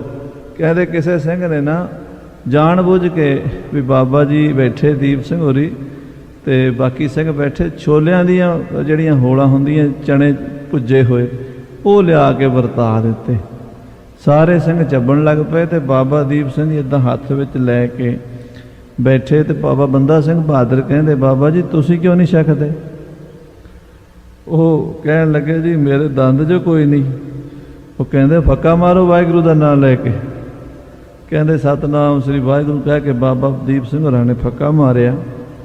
32 ਦੇ 32 ਦੰਦ ਫਿਰ ਮੂੰਹ ਦੇ ਵਿੱਚ ਪ੍ਰਗਟ ਹੋ ਗਏ। ਇਹ ਬਚਨ ਭਾਈ ਰਤਨ ਸਿੰਘ ਜੀ ਭੰਗੂ ਨੇ ਪੰਥ ਪ੍ਰਕਾਸ਼ 'ਚ ਵਿਸਥਾਰ ਦੇ ਨਾਲ ਲਿਖੇ ਹਨ। ਦੋਵਾਂ ਦਾ ਆਪਸ 'ਚ ਬੜਾ ਪ੍ਰੇਮ ਰਿਹਾ ਜਿੰਨਾ ਚਿਰ ਖਾਲਸਾ ਦੇ ਪੰਥ ਦੇ ਜੰਗਾਂ ਯੁੱਧਾਂ 'ਚ ਰਹੇ। ਬਾਅਦ 'ਚ ਬਾਬੇ ਬੰਦੇ ਬਹਾਦਰ ਦਾ ਤੇ ਤੱਤ ਖਾਲਸੇ ਦਾ ਮਤਭੇਦ ਹੋ ਗਿਆ। ਬੰਦਈਆਂ ਦਾ ਤੇ ਤੱਤ ਖਾਲਸੇ ਦਾ ਜੋ ਮਤਭੇਦ ਹੋਇਆ, ਉਸ ਕਰਕੇ ਬਾਬਾ ਦੀਪ ਸਿੰਘ ਜੀ ਤੱਤ ਖਾਲਸੇ ਦੇ ਨਾਲ ਜੋ ਪੁਰਾਤਨ ਮਰਜ਼ਾਦਾ ਸੀ ਉਹਨੂੰ ਕਾਇਮ ਰੱਖਣ ਦੇ ਲਈ ਜੁੜ ਗਏ ਔਰ ਦਮਦਮੇ ਸਾਹਿਬ ਜਾ ਫਿਰ ਪੱਕਾ ਡੇਰਾ ਲਾਇਆ। ਸਮੇਂ ਕਈ ਆਏ, ਉਸ ਤੋਂ ਬਾਅਦ ਲਗਭਗ 40-50 ਸਾਲ ਸਿੰਘ ਜੰਗਾਂ 'ਚ ਹੀ ਰਹੇ ਹਨ। 40-50 ਸਾਲ ਜਿਹੜਾ ਬਾਬਾ ਦੀਪ ਸਿੰਘ ਦੇ ਸ਼ਹੀਦੀ ਤੱਕ ਦਾ ਟਾਈਮ ਹੈ, ਉਹਦਾ ਬੜਾ ਹੀ ਭਿਆਨਕ ਸਮਾਂ ਰਿਹਾ। 26 ਸਾਲ ਲਗਭਗ ਜ਼ਕਰੀਆ ਖਾਂ ਦਾ ਰਾਜ ਰਿਹਾ। ਉਹ ਜ਼ਕਰੀਆ ਖਾਂ ਦੇ ਰਾਜ ਵਿੱਚ ਮੀਰ ਮਨੂੰ 4 ਸਾਲ ਰਾਜ ਕੀਤਾ। ਯਹੀਆ ਖਾਂ, ਸ਼ਾਹ ਨਵਾਜ਼ ਖਾਂ, ਜਹਾਨ ਖਾਂ, ਇਹਨਾਂ ਸਾਰਿਆਂ ਦੇ ਸਮੇਂ ਬਾਬਾ ਜੀ ਸਮੇਂ ਨਾਲ ਸਿੰਘਾਂ ਦੀ ਸੰਭਾਲ ਵੀ ਕਰਦੇ ਰਹੇ, ਜੰਗਾਂ ਯੁੱਧਾਂ 'ਚ ਵੀ ਸ਼ਾਮਲ ਹੁੰਦੇ ਰਹੇ। ਸੰਨ 1739 ਦੇ ਵਿੱਚ ਨਾਦਰ ਸ਼ਾਹ ਦਿੱਲੀ ਨੂੰ ਲੁੱਟ ਕੇ ਦਿੱਲੀ 'ਚੋਂ ਕੋਹ ਨੂਰ ਹੀਰਾ, ਮੁਗਲ ਆਜ਼ਮ ਹੀਰਾ, ਤਖਤ ਤਾਊਸ ਜੋ ਕਰੋੜਾਂ ਰੁਪਇਆਂ ਦੇ ਇਹ ਦੋਵੇਂ ਤਿੰਨੇ ਚੀਜ਼ਾਂ ਸਨ, ਕਰੋੜਾਂ ਅਰਬਾਂ ਦੀਆਂ। ਇਸ ਤੋਂ ਇਲਾਵਾ 70,000 ਬੰਦਾ ਦਿੱਲੀ 'ਚ ਕਤਲ ਕੀਤਾ। 22,000 ਨੌਜਵਾਨ ਲੜਕੀਆਂ ਨੂੰ ਬੰਨ੍ਹ ਕੇ ਕੈਦ ਕਰਕੇ ਹਿੰਦੁਸਤਾਨ ਦੇ ਵਿੱਚੋਂ ਬਹੁਤ ਹੋਰ ਤਰ੍ਹਾਂ ਦੇ ਕਈ ਤਰ੍ਹਾਂ ਦੇ ਕੀਮਤੀ ਖਜ਼ਾਨੇ ਲੈ ਕੇ ਨਾਦਰ ਜਦੋਂ ਵਾਪਸ ਮੁੜਿਆ, ਕਿਸੇ ਨੇ ਬਾਬਾ ਦੀਪ ਸਿੰਘ ਜੀ ਨੂੰ ਖਬਰ ਭੇਜੀ, ਬਾਬਾ ਜੀ ਕਿ ਹਿੰਦੁਸਤਾਨ ਦੀ ਇੱਜ਼ਤ ਨੂੰ ਗਜਨੀ ਕਾਬਲ ਦੇ ਬਾਜ਼ਾਰਾਂ 'ਚ ਵੇਚਣ ਵਾਸਤੇ ਨਾਦਰ ਸ਼ਾਹ ਲੁੱਟ ਕੇ ਲਿਜਾ ਰਿਹਾ ਹੈ ਤੇ ਕਿਰਪਾ ਕਰੋ ਸਿੰਘਾਂ ਦਾ ਦਲ ਲੈ ਕੇ ਆਪਾਂ ਲੜਕੀਆਂ ਤਾਂ ਛੁਡਾ ਲਈਏ। ਤਾਂ ਬਾਬਾ ਜੀ ਨੇ ਖਾਲਸੇ ਨਾਲ ਗੁਰਮਤਾ ਕੀਤਾ। ਸਿੰਘਾਂ ਦੇ ਜਥੇ ਬਾਬਾ ਨਵਾਬ ਕਪੂਰ ਸਿੰਘ ਜੀ, ਸਰਦਾਰ ਜੈ ਸਿੰਘ ਜੀ ਕਨ੍ਹਈਆ, ਇਸੇ ਤਰ੍ਹਾਂ ਬਾਬਾ ਨੌਧ ਸਿੰਘ ਚੜ੍ਹਤ ਸਿੰਘ ਦਾ ਪਿਤਾ, ਇਹ ਜਿਹੜੇ ਮੁਖੀ ਸਿੰਘ ਸਨ ਸਾਰੇ ਇਕੱਠੇ ਹੋ ਕੇ ਜਥੇ ਬਣਾਏ। 2-2 ਹਜ਼ਾਰ ਦਾ ਜਥਾ ਬਣਾਇਆ। 2-2 ਹਜ਼ਾਰ ਦਾ ਜਥਾ ਬਣਾਇਆ ਵੀ ਆਪਾਂ ਕਰਨਾਲ ਤੋਂ ਲੈ ਕੇ ਲਾਹੌਰ ਤੱਕ ਛਾਪੇ ਮਾਰਨੇ ਹਨ ਔਰ ਮੁਗਲਾਂ ਦੀ ਪਠਾਣਾਂ ਦੀ ਫੌਜ ਕੋਲੋਂ ਲੜਕੀਆਂ ਵੀ ਛੁਡਾਣੀਆਂ ਨੇ ਤੇ ਖਜ਼ਾਨਾ ਵੀ ਖੋਹਣਾ ਤੇ ਲੜਾਈ ਗੁਰੀਲੇ ਢੰਗ ਦੀ ਹੋਵੇਗੀ। 2000 ਦਾ ਜਥਾ ਇੱਕ ਪਾਸਿਓਂ ਆਵੇਗਾ, ਉਹ ਕੱਟ ਵੱਢ ਕਰਕੇ ਦੁਸ਼ਮਣ ਨੂੰ ਭਾਜੜ ਪਾ ਕੇ ਦੂਰ ਨਿਕਲ ਜਾਏਗਾ। ਜਦੋਂ ਉਹਦੇ ਪਿੱਛੇ ਉਹ ਦੁਸ਼ਮਣ ਜਾਏਗਾ ਤਾਂ ਵਿੱਚੋਂ ਹੋਰ ਇੱਕ ਜਥਾ ਆਏਗਾ, ਉਹ ਉਹਨਾਂ ਭੱਜਿਆ ਜਾਂਦਿਆਂ ਨੂੰ ਫਨਾਹ ਕਰਕੇ ਦੂਜੇ ਪਾਸੇ ਨਿਕਲ ਜਾਏ। ਇਸ ਤਰ੍ਹਾਂ ਦੀ ਤਰਤੀਬ ਸਿੰਘਾਂ ਨੇ ਕੀਤੀ। ਕਰਨਾਲ ਤੋਂ ਲੈ ਕਰਕੇ ਲਾਹੌਰ ਤੱਕ ਸਿੰਘਾਂ ਨੇ ਪਿੱਛਾ ਨਹੀਂ ਛੱਡਿਆ। ਉਸ ਯਾਤਰਾ ਦੇ ਵਿੱਚ ਜਿਹੜਾ ਸਿੱਧਾ ਰੋਡ ਜਾਂਦਾ ਹੈ ਦਿੱਲੀ ਤੋਂ ਲੁਧਿਆਣਾ, ਜਲੰਧਰ, ਇੱਧਰੋਂ ਨਾਦਰ ਨਹੀਂ ਗਿਆ। ਨਾਦਰ ਆਪਣੇ ਵੱਲੋਂ ਬੜੀ ਚਲਾਕੀ ਕਰਕੇ ਵੀ ਮੈਂ ਉੱਪਰੋਂ ਪਹਾੜ ਵੱਲੋਂ ਨਿਕਲਾਂਗਾ, ਸ੍ਰੀ ਰੋਪੜ ਕੀਰਤਪੁਰ ਸਾਹਿਬ ਵੱਲੋਂ ਦਰਿਆ ਪਾਰ ਕਰਾਂਗਾ, ਉੱਤੋਂ ਦੁਆਬੇ ਹੁਸ਼ਿਆਰਪੁਰ ਨੂੰ ਹੁੰਦਾ, ਫਿਰ ਮੈਂ ਮਾਝੇ 'ਚ ਦਾਖਲ ਹੋਵਾਂਗਾ। ਇਸ ਤਰ੍ਹਾਂ ਉਹਨੇ ਆਪਣੀ ਫੌਜ ਤੋਰੀ, ਪਰ ਸਿੰਘਾਂ ਨੂੰ ਹੋਰ ਦਾ ਲੱਗ ਗਿਆ। ਉਹ ਪਹਾੜਾਂ ਵਿੱਚੋਂ ਆਉਂਦੇ, ਪਹਾੜਾਂ 'ਚੋਂ ਵੈਰੀ ਨੂੰ ਤਬਾਹ ਕਰਕੇ ਤੇ ਫਿਰ ਨਿਕਲ ਜਾਂਦੇ, ਜੰਗਲਾਂ 'ਚੋਂ ਆਉਂਦੇ ਤੇ ਪਹਾੜਾਂ ਨੂੰ ਨਿਕਲ ਜਾਂਦੇ। 22 ਦੀਆਂ 22,000 ਲੜਕੀਆਂ ਵੀ ਛੁਡਾ ਲਈਆਂ ਤੇ ਕਈ ਲੱਖਾਂ ਕਰੋੜਾਂ ਰੁਪਏ ਦਾ ਖਜ਼ਾਨਾ ਵੀ ਨਾਦਰ ਕੋਲੋਂ ਖੋਹ ਲਿਆ। ਜਦੋਂ ਇਹ ਖਜ਼ਾਨਾ ਖੋਹ ਕੇ ਸਿੰਘ ਜੰਗਲਾਂ ਨੂੰ ਹਰਨ ਭਰਨ ਹੋ ਗਏ, ਉਸ ਵੇਲੇ ਨਾਦਰ ਲਾਹੌਰ ਜਾ ਪਹੁੰਚਿਆ। ਉਹਨੇ ਸੂਬੇ ਜ਼ਕਰੀਆ ਖਾਨ ਨੂੰ ਸੱਦਿਆ, ਕਹਿਣ ਲੱਗਾ, ਜ਼ਕਰੀਆ ਖਾਨ, ਮੈਂ ਈਰਾਨ ਤੋਂ ਤੁਰਿਆ ਅਫਗਾਨਿਸਤਾਨ, ਪੰਜਾਬ, ਹਿੰਦੁਸਤਾਨ ਤੱਕ ਮੇਰੇ ਸਾਹਮਣੇ ਕੋਈ ਅੜਿਆ ਨਹੀਂ। ਮੈਂ ਸਾਰਿਆਂ ਦੀ ਧੌਣ ਨਿਭਾ ਦਿੱਤੀ, ਸਾਰਿਆਂ ਦੀ ਆਕੜ ਭੰਨ ਦਿੱਤੀ। ਇਹ ਜਿਹੜੇ ਕੌਣ ਹਨ ਜਿਹੜੇ ਜੰਗਲਾਂ 'ਚੋਂ ਨਿਕਲ ਕੇ ਮੇਰੇ ਰਾਹ ਵਿੱਚ ਅੜੇ ਹਨ ਔਰ ਮੇਰਾ ਲੁੱਟ ਦਾ ਮਾਲ ਮੇਰੇ ਕੋਲੋਂ ਖੋਹ ਲਿਆ ਹੈ। ਮੈਨੂੰ ਮਾੜਾ ਜਿਹਾ ਇਹਨਾਂ ਦਾ ਥਾਂ ਟਿਕਾਣਾ ਪਤਾ, ਇਹਨਾਂ ਦਾ ਘਰ-ਬਾਰ, ਇਹਨਾਂ ਦਾ ਦੇਸ਼, ਇਹਨਾਂ ਦੀ ਕੌਮ, ਇਹਨਾਂ ਦੀ ਜਾਤੀ ਦਾ ਐਡਰੈਸ ਪਤਾ ਦੇ ਦੇ, ਦੁਨੀਆ ਦੇ ਨਾਮੋ ਨਿਸ਼ਾਨ ਖਤਮ ਕਰ ਦਿਆਂਗਾ। ਪਤਾ ਨਹੀਂ ਲੱਗੇਗਾ ਕਿੱਧਰ ਚਲੇ ਗਏ ਨੇ, ਮੈਨੂੰ ਦੱਸ ਕਿੱਥੇ ਰਹਿੰਦੇ ਨੇ।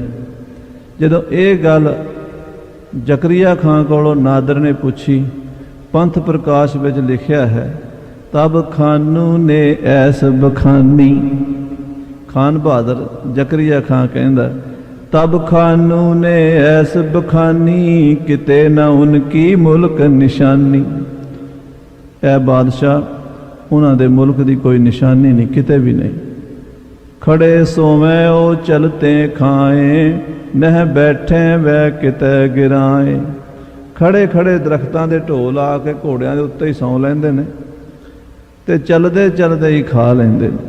ਖੜੇ ਸੋਵੇਂ ਉਹ ਚਲਤੇ ਖਾਏ, ਨਹਿ ਬੈਠੇ ਵੈ ਕਿਤੇ ਗਿਰਾਏ। ਕਿਸੇ ਪਿੰਡ ਗਰਾਂ 'ਚ ਘਰ ਬਣਾ ਕੇ ਨਹੀਂ ਰਹਿੰਦੇ, ਜੰਗਲਾਂ ਦੇ ਵਿੱਚ ਰਹਿੰਦੇ ਨੇ। ਜੰਗਲ ਹੀ ਉਹਨਾਂ ਦਾ ਦੇਸ਼ ਹੈ, ਜੰਗਲ ਹੀ ਉਹਨਾਂ ਦਾ ਘਰ ਹੈ, ਜੰਗਲ ਹੀ ਉਹਨਾਂ ਦਾ ਪਰਿਵਾਰ ਹੈ। ਘੋੜਿਆਂ ਦੀ ਕਾਠੀਆਂ ਦੇ ਉੱਤੇ ਘਰ ਪਾਏ ਹੋਏ ਨੇ। ਨਹਿ ਬੈਠੇ ਵੈ ਕਿਤੇ ਗਿਰਾਏ, ਲੜੇ ਬਹੁਤ ਵੇ ਕਰਕੇ ਭਾਜ। ਹੇ ਬਾਦਸ਼ਾਹ, ਇੱਕ ਇੱਕ ਰਾਤ ਵਿੱਚ 100-100 ਮੀਲ ਦੌੜ ਜਾਂਦੇ ਨੇ, ਬੜੇ ਲੜਾਕੇ ਨੇ। ਖੈ ਹੈ ਕੱਚੇ ਹੀ ਮਿਰਗ ਮਾਰ, ਖਾਣ ਨੂੰ ਰੋਟੀ ਨਹੀਂ ਮਿਲਦੀ, ਜੰਗਲਾਂ ਵਿੱਚ ਸ਼ਿਕਾਰ ਕਰਕੇ ਕੱਚਾ ਹੀ ਖਾ ਲੈਂਦੇ ਨੇ। ਸਿਰ ਤਲੀ ਤੇ ਧਰ ਕੇ ਲੜਨ ਵਾਲੇ ਨੇ। ਇੱਕ ਜਾਂਗੀਆ ਇੱਕ ਸਿਰ ਪਟਕਾ, ਪੂਰੇ ਗਾਤੀ ਬਾਣਾ ਜਟਕਾ। ਇੱਕ ਜਾਂਗੀਆ ਕਸ਼ਹਿਰਾ, ਇੱਕ ਸਿਰ ਤੇ ਪਟਕਾ ਤੇ ਲੱਕ ਨੂੰ ਭੂਰੇ ਦੀ ਕੰਬਲ ਦੀ ਬੁੱਕਲ ਮਾਰੀ ਹੁੰਦੀ ਹੈ। ਪੂਰੇ ਗਾਤੀ ਬਾਣਾ ਜਟਕਾ, ਜਟਕਾ ਜਾਂ ਬਾਣਾ ਹੈ। ਤੇ ਮੁਰਸ਼ਦ ਇਨਕਾ ਵਲੀ ਭਇਓ ਹੈ, ਮੁਰਸ਼ਦ ਗੁਰੂ ਨੂੰ ਕਹਿੰਦੇ। ਇਹਨਾਂ ਦਾ ਗੁਰੂ ਕੋਈ ਬੜਾ ਔਲੀਆ ਹੋਇਆ, ਬੜਾ ਪੀਰ ਹੋਇਆ। ਇਨਕੋ ਆਬੇ ਹਯਾਤ ਦਿਓ ਹੈ, ਇਹਨਾਂ ਦੇ ਗੁਰੂ ਨੇ ਇਹਨਾਂ ਨੂੰ ਅੰਮ੍ਰਿਤ ਦਿੱਤਾ ਹੈ। ਉਹ ਅੰਮ੍ਰਿਤ ਪੀ ਕੇ ਇਹ ਜਿੰਨੇ ਅਸੀਂ ਇਹਨਾਂ ਨੂੰ ਮਾਰਦੇ ਹਾਂ ਉਹਨੇ ਹੋਰ ਜੰਮ ਪੈਂਦੇ ਨੇ। ਹਮ ਮਾਰਤ ਇਨ ਥੱਕ ਰਹੇ, ਇਹ ਘਟਤ ਨ ਕਿਤਹੀ ਦਾਏ। ਅਸੀਂ ਮਾਰਦੇ ਥੱਕ ਗਏ, ਘਟਦੇ ਹੀ ਨਹੀਂ। ਪਤਾ ਨਹੀਂ ਕਿੱਥੋਂ ਆਉਂਦੇ ਨੇ, ਨਵੇਂ ਜੰਮ ਪੈਂਦੇ ਨੇ। ਅਸੀਂ 100 ਮਾਰਦੇ ਹਾਂ ਤੇ 1000 ਆ ਜਾਂਦੇ ਨੇ, 1000 ਮਾਰਦੇ ਹਾਂ ਤੇ ਲੱਖ ਆ ਜਾਂਦੇ ਨੇ। ਅਸੀਂ ਇਹਨਾਂ ਦੇ ਸਿਰਾਂ ਦੇ ਮੁੱਲ ਪਾਉਂਦੇ ਹਾਂ, ਅਸੀਂ ਇਹਨਾਂ ਦੇ ਸਰੋਵਰ ਪੂਰਦੇ ਹਾਂ, ਇਹਨਾਂ ਦਾ ਘਰ-ਬਾਰ ਉਜਾੜ ਦਿੱਤਾ ਹੈ, ਇਹਨਾਂ ਦੇ ਬਾਲ ਬੱਚੇ ਮਾਰ ਦਿੱਤੇ ਨੇ, ਫਿਰ ਵੀ ਇਹ ਪਤਾ ਨਹੀਂ ਕਿੱਥੋਂ ਆ ਜਾਂਦੇ ਨੇ। ਇਹ ਗੱਲਾਂ ਸੁਣ ਕੇ ਨਾਦਰ ਸ਼ਾਹ ਨੇ ਮੂੰਹ ਚੁੰਗਲਾਂ ਪਾ ਲਈਆਂ। ਕਹਿਣ ਲੱਗਾ, ਜ਼ਕਰੀਆ ਖਾਂ ਜੇ ਤੂੰ ਸੱਚ ਬੋਲਦਾ, ਬਿਲਕੁਲ ਇੱਦਾਂ ਹੀ ਹੈ, ਤਾਂ ਜਿਹੜੇ ਤਖਤ ਤੇ ਤੂੰ ਰਾਜ ਕਰ ਰਿਹਾ ਲਾਹੌਰ ਦੀ ਗੱਦੀ ਤੇ, ਇੱਕ ਦਿਨ ਇਹਨਾਂ ਸਿੰਘਾਂ ਦਾ ਰਾਜ ਹੋਵੇਗਾ। ਇਹ ਤੇਰੇ ਕੋਲ ਰਾਜ ਖੋਹ ਲੈਣਗੇ। ਮੈਂ ਤੈਨੂੰ ਆਉਣ ਵਾਲਾ ਸਮਾਂ ਦੱਸ ਰਿਹਾ। ਜੇ ਸੱਚੀ ਮੁੱਚੀ ਇੱਦਾਂ ਦੇ ਹੀ ਨੇ ਤੇ ਫਿਰ ਇਹ ਬੜੇ ਬਹਾਦਰ ਨੇ, ਜਿਨ੍ਹਾਂ ਨੇ ਮੇਰਾ ਰਾਹ ਰੋਕਿਆ ਹੈ, ਮੇਰੀਆਂ ਫੌਜਾਂ ਲੁੱਟੀਆਂ ਨੇ, ਮੇਰੇ ਕੋਲੋਂ ਲੜਕੀਆਂ ਛੁਡਾ ਲਈਆਂ ਨੇ। ਇਹ ਤੈਨੂੰ ਵੀ ਕੁਛ ਨਹੀਂ ਸਮਝਣਗੇ। ਸੋ ਖਾਲਸਾ ਜੀ, ਉਹ ਮਹਾਨ ਸਮਾਂ ਜੰਗਾਂ ਯੁੱਧਾਂ ਦਾ ਬਾਬਾ ਦੀਪ ਸਿੰਘ ਜੀ ਸੰਭਾਲਦੇ ਰਹੇ। ਬੜੇ ਬੜੇ ਸਮੇਂ ਆਏ। ਸ੍ਰੀ ਭਾਈ ਮਨੀ ਸਿੰਘ ਸਾਹਿਬ ਜੀ, ਜਿਹੜਾ ਸਰੂਪ ਗੁਰੂ ਗ੍ਰੰਥ ਸਾਹਿਬ ਜੀ ਤੇ ਦਸਮ ਜੀ ਦਾ ਲਿਖਿਆ, ਉਹਦੇ ਉੱਤੇ ਵਿਚਾਰ ਚੱਲੀ ਦਮਦਮੇ ਸਾਹਿਬ। ਉਧਰੋਂ ਪਤਾ ਲੱਗਾ ਵੀ ਮੱਸਾ ਰੰਗੜ ਬੇਅਦਬੀ ਕਰ ਰਿਹਾ ਸ੍ਰੀ ਹਰਿਮੰਦਰ ਸਾਹਿਬ ਜੀ ਦੀ। ਭਾਈ ਸੁਖਾ ਸਿੰਘ ਤੇ ਮਤਾਬ ਸਿੰਘ ਬੀਕਾਨੇਰ ਤੋਂ, ਬੁੱਢੇ ਜੋੜ ਤੋਂ ਚੱਲ ਕੇ ਦਮਦਮੇ ਸਾਹਿਬ ਬਾਬਾ ਦੀਪ ਸਿੰਘ ਜੀ ਕੋਲ ਪਹੁੰਚੇ ਔਰ ਉੱਥੋਂ ਚੱਲ ਕੇ ਮੱਸੇ ਰੰਗੜ ਦਾ ਸਿਰ ਵੱਢ ਕੇ ਫਿਰ ਬਾਬਾ ਦੀਪ ਸਿੰਘ ਜੀ ਕੋਲ ਆਏ। ਬੜੀ ਲੰਮੀ ਕਥਾ ਹੈ, ਮੈਂ ਵਿਸਥਾਰ 'ਚ ਨਾ ਜਾਵਾਂ। ਇਸ ਤਰ੍ਹਾਂ ਦੇ ਹੋਰ ਵੀ ਬੜੇ ਸਮੇਂ ਇਤਿਹਾਸ ਦੇ ਜੇ ਆਪਾਂ ਕਥਾ ਕਰੀਏ, ਸਾਰੀ ਕਥਾ ਪੰਥ ਪ੍ਰਕਾਸ਼ ਦੀ ਸੁਣਨ ਵਾਲੀ ਹੈ। ਭਾਈ ਰਤਨ ਸਿੰਘ ਜੀ ਭੰਗੂ ਨੇ ਲਿਖੀ ਹੈ। 2-3 ਸਾਲ ਪਹਿਲਾਂ ਕੈਲਗਰੀ ਦਾਸ ਨੇ ਮਹਾਰਾਜ ਸਾਹਿਬ ਜੀ ਦੀ ਕਿਰਪਾ ਨਾਲ ਰਿਕਾਰਡਿੰਗ ਕਰਾ ਦਿੱਤੀ ਸੀ। ਇੰਟਰਨੈਟ ਤੇ gurmatvichar.com ਤੇ ਹੈ ਸਾਰੀ ਕਥਾ, ਤੁਸੀਂ ਸੁਣ ਸਕਦੇ ਹੋ।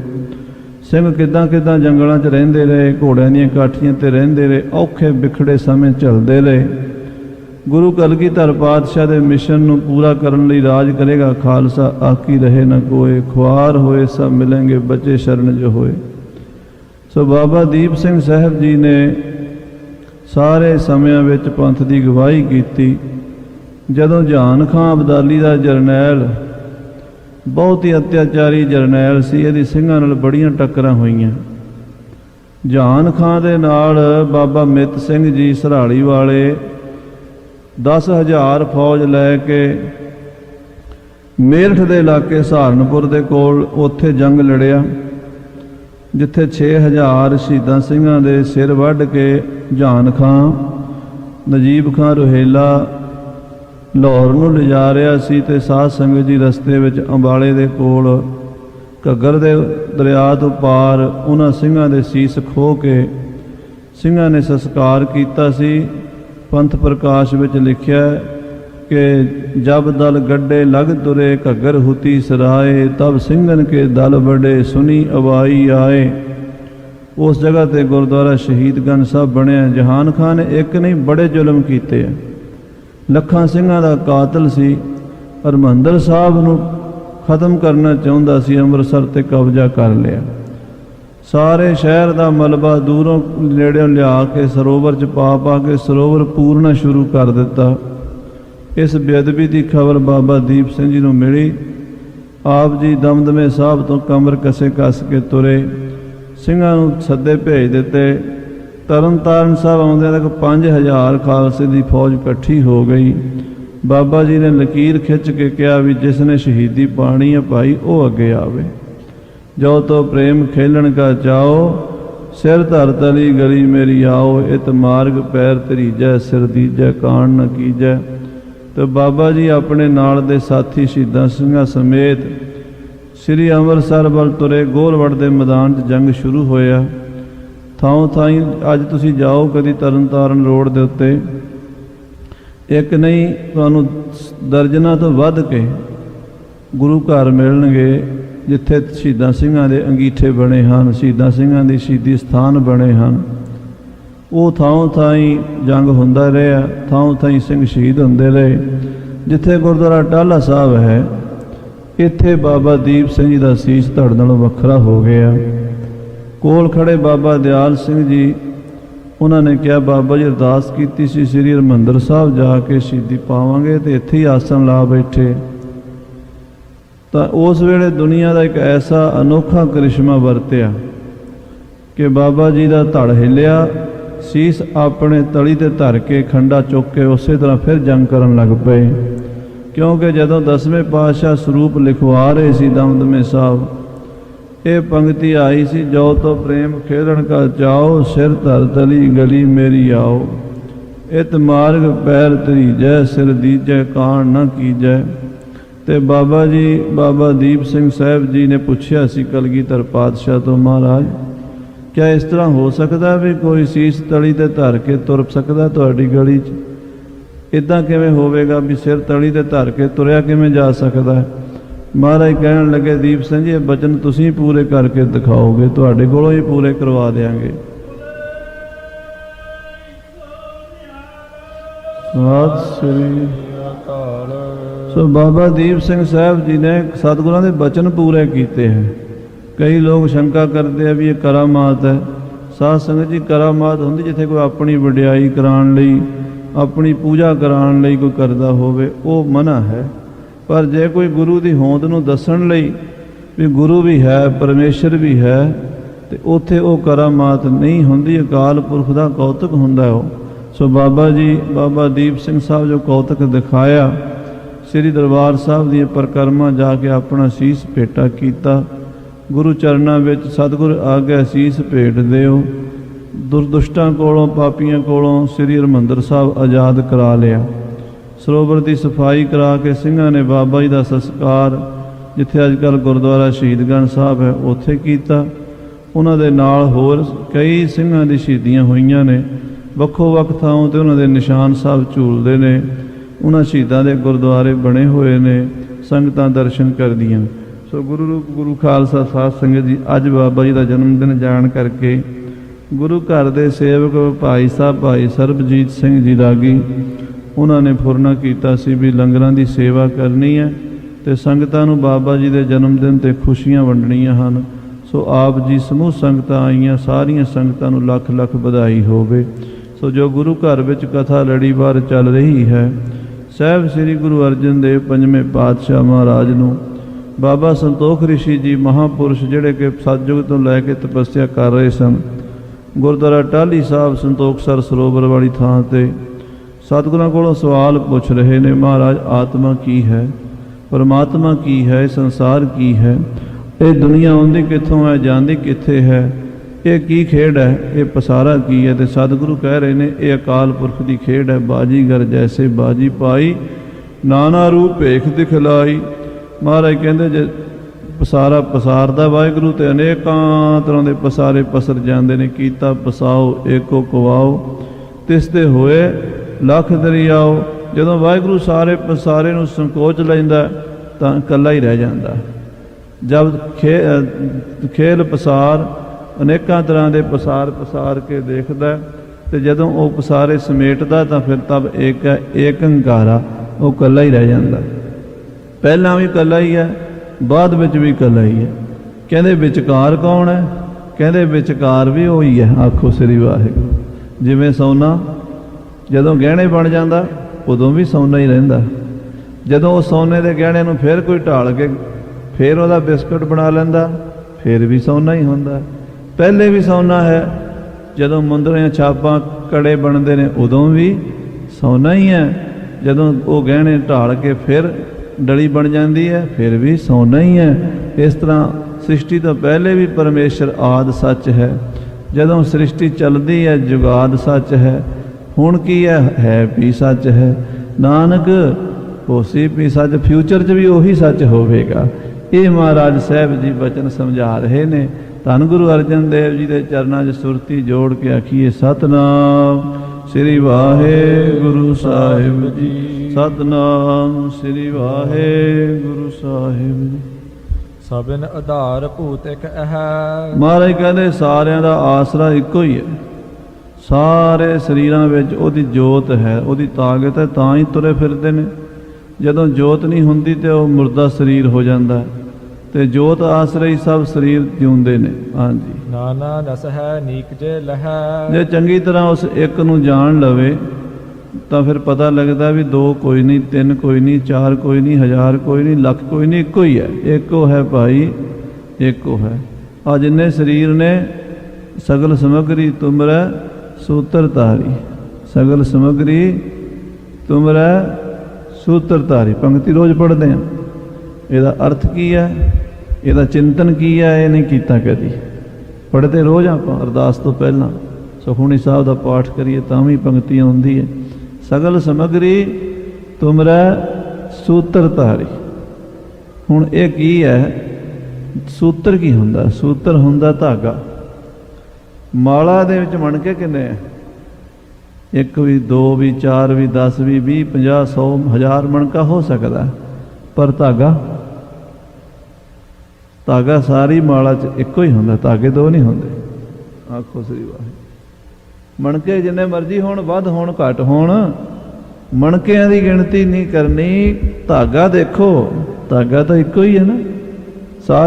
ਸਾਰੀ ਮਾਲਾ ਵਿੱਚ ਧਾਗਾ ਇੱਕੋ ਹੀ ਹੈ। ਜਿੰਨੇ ਵੀ ਸਰੀਰ ਨੇ, ਜਿੰਨੀ ਸ੍ਰਿਸ਼ਟੀ ਹੈ, ਜੋਤ ਇੱਕੋ ਹੀ ਹੈ। ਸਭ ਮੈਂ ਜੋਤ ਜੋਤ ਹੈ ਸੋਏ, ਤਿਸ ਦਾ ਚਾਨਣ ਸਭ ਮੈਂ ਚਾਨਣ। ਸਗਲ ਸਮਗਰੀ ਤੁਮਰੈ ਸੂਤਰ ਧਾਰੀ। ਹੇ ਵਾਹਿਗੁਰੂ, ਸਾਰੀ ਸ੍ਰਿਸ਼ਟੀ ਤੇਰੇ ਸੂਤ 'ਚ ਪਰੋਈ ਹੋਈ ਹੈ। ਤੂੰ ਸਾਰਿਆਂ ਵਿੱਚ ਸੂਤਰ ਧਾਰ, ਸੂਤਰ ਆਤਮਾ ਕਹਿੰਦੇ ਆ। ਸੂਤਰ ਆਤਮਾ ਹੈ ਸਾਰਿਆਂ ਦੇ ਅੰਦਰ। ਹਾਂਜੀ, ਸੂਖਮ ਤੇ ਅਤ ਸੂਖਮ ਜਾਨ। ਸੂਖਮ ਤੋਂ ਵੀ ਸੂਖਮ ਹੈ। ਜਿਹੜੀਆਂ ਸੂਖਮ ਚੀਜ਼ਾਂ ਨੇ ਉਹਨਾਂ ਨੂੰ ਦੇਖਣ ਵਾਸਤੇ ਵੀ ਸਾਇੰਸਦਾਨਾਂ ਨੇ ਬੜੀਆਂ ਟੈਲੀਸਕੋਪ ਜਾਂ ਬਰੀਕ ਬਰੀਕ ਕੈਮਰੇ ਬਣਾ ਰਹੇ ਨੇ, ਜਿਹੜੇ ਸੂਖਮ ਤੋਂ ਸੂਖਮ ਚੀਜ਼ ਨੂੰ, ਦਹੀਂ ਦੇ ਵਿੱਚ ਬੈਕਟੀਰੀਆ ਨੂੰ ਵੀ ਦੇਖ ਲੈਂਦੇ ਆ ਵੀ ਉਹ ਹਿਲ ਜੁਲ ਰਹੇ ਆ। ਪਰ ਆਤਮਾ ਨੂੰ ਦੇਖਣ ਵਾਲਾ ਕੋਈ ਟੈਲੀਸਕੋਪ ਨਹੀਂ ਬਣਿਆ, ਨਾ ਬਣਨਾ। ਉਹ ਸੂਖਮ ਤੇ ਸੂਖਮ ਹੈ। ਸੂਖਮ ਤੇ ਸੂਖਮਤ ਚੀਨੇ ਬਿਰਦਨ ਬਿਰਦ ਬਤਾਏ। ਉਹ ਪਰਮਾਤਮਾ ਜੋ ਸੂਖਮ ਤੋਂ ਵੀ ਸੂਖਮ ਹੈ। ਕਹੀਅਤ ਮਹਾ ਮਹਿਦ ਮਹਿਆਨ। ਜਿਹੜਾ ਸੂਖਮ ਤੋਂ ਸੂਖਮ ਹੈ ਉਹ ਵੱਡਿਆਂ ਤੋਂ ਵੱਡਾ ਵੀ ਬਿਰਦਨ ਬਿਰਦ ਬਤਾਏ, ਬਿਰਦ ਮੈਨੇ ਵਧਿਆ ਹੋਇਆ, ਬਹੁਤ ਵਧਿਆ ਹੋਇਆ, ਬਹੁਤ ਵਧਿਆ ਹੋਇਆ। ਮਹਿਦ ਮਹੀਆ, ਮਹਾਨ ਤੋਂ ਵੀ ਮਹਾਨ ਹੈ, ਮਹਾਨ ਤੋਂ ਵੀ ਮਹਾਨ ਹੈ। ਉਹ ਇੰਨਾ ਮਹਾਨ ਹੈ ਵੀ ਆਹ ਸੂਰਜ, ਇਹ ਚੰਦਰਮਾ, ਉਹਦੇ ਘਰ ਰੇਤ ਦੇ ਕਿਣਕੇ ਜਿੰਨੀ ਵੈਲਿਊ ਰੱਖਦੇ ਆ। ਕਿੱਡਾ ਵੱਡਾ, ਚਿੰਤਨ ਕਰੋ, ਧਿਆਨ ਕਰੋ। 7 ਸਮੁੰਦਰ ਨੇ, 7 ਸਮੁੰਦਰ ਆਪਣੇ ਵਾਸਤੇ ਬੜੇ ਵੱਡੇ ਆ। ਆਪਣੀ ਸਾਰੀ ਦੁਨੀਆ ਨੂੰ ਆ 7 ਸਮੁੰਦਰ ਜਿਹੜੇ ਨੇ ਬਹੁਤ ਨੇ, ਬਹੁਤ ਨੇ। ਬੜਾ ਪਾਣੀ, ਮੀਂਹ ਕਰੋੜਾਂ ਸਾਲਾਂ ਤੋਂ ਭਰ ਭਰ ਕੇ ਆਉਂਦਾ, ਧਰਤੀ ਤੇ ਵਸਦਾ, ਆਪਾਂ ਪੀਂਦੇ ਆ, ਜੰਮਦੇ ਆ, ਸਾਰਿਆਂ ਦਾ ਮੂਲ ਪਾਣੀ ਹੈ। ਪਾਣੀ ਪਿਤਾ ਹੈ ਜਗਤ ਕਾ, ਪਾਉਣ ਗੁਰੂ ਪਾਣੀ ਪਿਤਾ। ਪਰ ਇਹਨਾਂ 7 ਸਮੁੰਦਰਾਂ ਦੀ ਵਾਹਿਗੁਰੂ ਦੇ ਘਰ ਵਿੱਚ ਕਿੰਨੀ ਕੁ ਵੈਲਿਊ ਹੈ, ਗੁਰੂ ਗ੍ਰੰਥ ਸਾਹਿਬ ਜੀ ਨੂੰ ਪੁੱਛੋ। ਕਹਿੰਦੇ ਨੇ ਸਪਤ ਸਮੁੰਦ ਜਾਚੈ ਘੜਥਲੀ।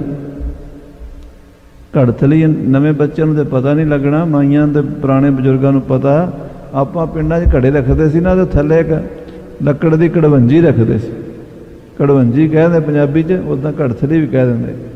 ਘੜੇ ਦੇ ਥੱਲੇ ਉਹ ਜਿਹੜੀ ਘੜਥਲੀ ਜਾਂ ਕੜਵੰਜੀ ਹੈ, ਲੱਕੜ ਦੀ ਬਣੀ ਹੋਈ, ਉਹਦੇ ਉੱਤੇ ਘੜਾ ਰੱਖਿਆ ਹੁੰਦਾ। ਜੇ ਪਾਣੀ ਕੱਢਦੇ ਨਾ ਤੇ ਤੋਲਾ ਕੁ ਪਾਣੀ ਉਹਦੇ ਉੱਤੇ ਵੀ ਡੁੱਲ ਜਾਂਦਾ, ਜਾਂ ਮਾੜਾ ਮੋਟਾ ਸਿਮ ਕੇ ਨਾ ਘੜੇ ਵਿੱਚੋਂ, ਤੇ ਉਹ ਘੜੀ ਜਿਹੜੀ ਘੜਥਲੀ ਹੈ ਗਿੱਲੀ ਰਹਿੰਦੀ ਹੈ।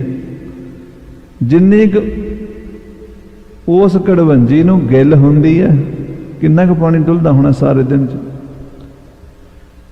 ਵੱਧ ਤੋਂ ਵੱਧ ਅਸੀਂ 1 ਗਲਾਸ ਕਹਿ ਸਕਦੇ ਹਾਂ।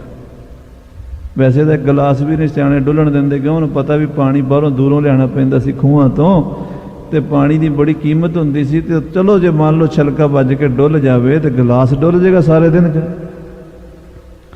ਕੜਵੰਜੀ ਗਿੱਲੀ ਕਿੰਨੇ ਕੁ ਤੋਲਾ, 2 ਤੋਲੇ ਪਾਣੀ ਨਾਲ ਹੋ ਗਈ ਹੈ।